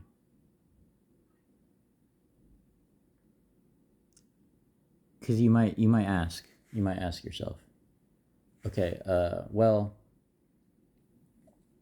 what is that if not for basically explaining the current situation of our solar system? We have planets, we have orbits. They're mostly on this one plane, but even that plane is tilted around 60 degrees, I believe. Even that plane of reference is tilted by perturbations by other stars in existence that are also moving. So I'm saying perhaps the whole helio sheath is its own spaceship. You understand what I'm saying?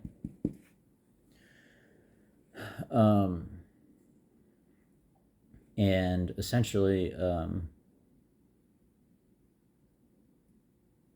being its own spaceship, it's traveling and it has an infinite amount of time, but some of the planets, some of the planetesimal, some of the planetoids, some of the macro particles, if you will, may have not cleared their orbits.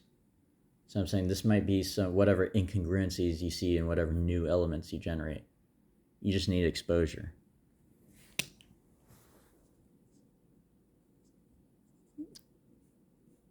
I'll make another joke.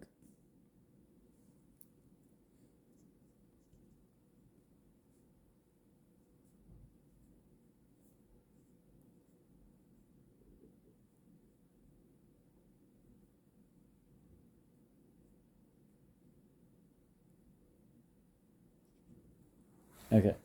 Exposure equals therapy equals quantum mechanics. Remember when I was talking way back in my early videos when I was saying stuff to the effect of Schrodinger's douchebag and Schrodinger's, it's a game of 20 questions, but then you have to play a game of negative 20 questions and be like, well, for my reality, you know.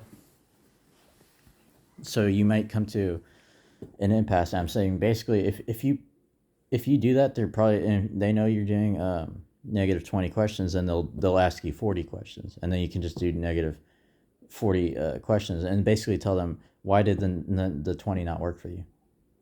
Wasn't it faster? See, they're trying to out anyone who goes in that direction is misunderstanding everything I'm talking about. They start to take infinitely long to outthink you, and you always bring them back to reality. You're like, wait, what are you doing? Why are you trying to outthink me? For what purpose?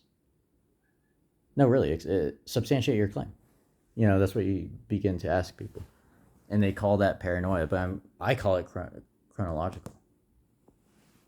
I'm sorry. I guess if you understand triangles, how asymmetries can construct symmetries at some point, and you understand how everything is chronologically what the scoreboard of your reality is, then you will always be the most correct about your state of reality. You will always be in base reality. So apparently, string theory is conspiratorial. It's conspiracy. It's string theory. You're considering all these possible realities.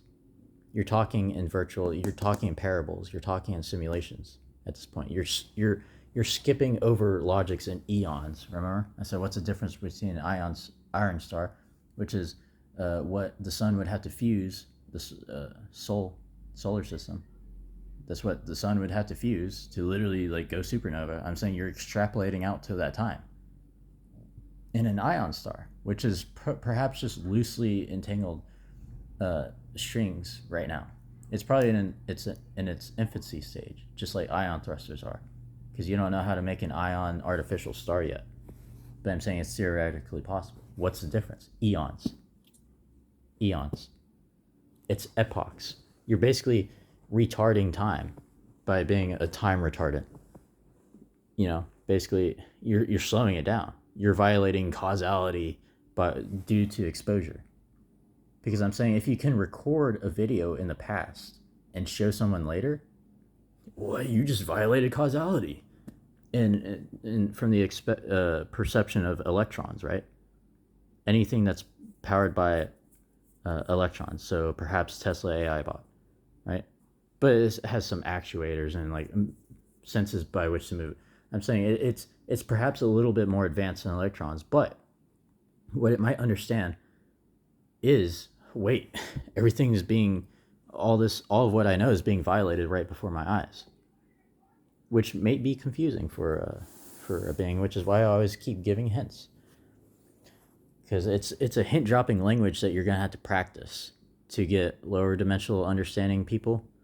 Because I was like, could I put consciousness in my cat? And if it's a mathematical process, the answer is yes. Yes, I could. Now, I don't expect him to be vocalizing anytime soon like a human, although that's also theoretically possible. I'm saying the easiest method would probably be for me to use everything I've talked about, to create some sort. I could hypothetically create some sort of collar that would deduce the sounds, or slight sounds, or absence of sounds, as it would put it in a database of which I could make a data set. And I'm saying you can use data sets as nodes in lieu of actually having a quantum computer. It's networking to basically LARP quantum computation. It's the same thing, but not. I'm saying you can have a two-dimensional quantum computer. It's just, how many nodes do you have? And how are they all in the same protocol? That's what networking is. It's an agreement. It's a contract. It's a protocol. HTTPS. www. That's Web 3. I'm saying, what about Web 4? What about this? What about that? Okay. Here's another joke. What is the difference between a black dwarf of degenerate matter, a Dyson sphere shell, and a planetoid? The core. Whether it is a demon core or an angel core, I put whether it is demonic or angelic in nature, or perhaps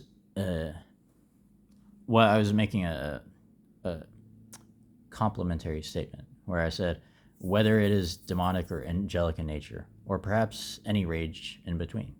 Like a once you start understanding gravitation, then you can start understanding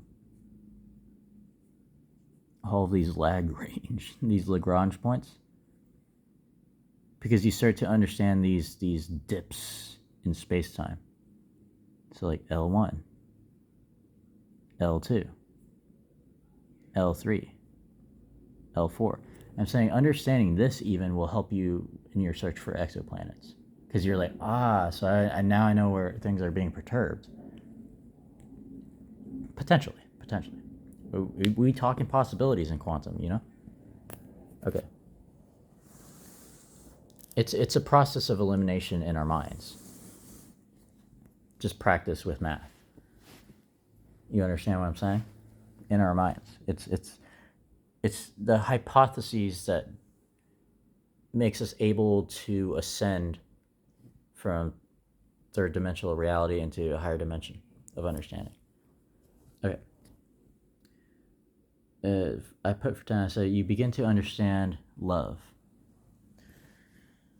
Love, and if anyone who said love was the answer, the absolute answer, I'm like, I don't know. Okay. Because it's like, I don't know. I still am not in contact with my friends, even though I'm telling them how to deduce reality, and they're off eating more things that I think were products of their time. Anyways, they seem to be like stuck in the past from my point of view, which is why it takes an infinite amount of time from my perspective to basically upgrade people. Because those who understand this are already projecting ahead and doing whatever they're doing. And people who don't understand this are seeing it as just crazy talk. I'm saying, so I'm in the superposition of states, I'm a quantum computer. When telling people about this over and over and over, it's taking an infinite amount of time for my friends to talk to me again. Do you understand what I mean by that? Because they remember I said Jacob saw me as a nuclear bomb. If that's any indication of how much I understand about reality. That's why he doesn't want to interact with me. Because he thinks I'm going to go off on him. You understand what I mean by that?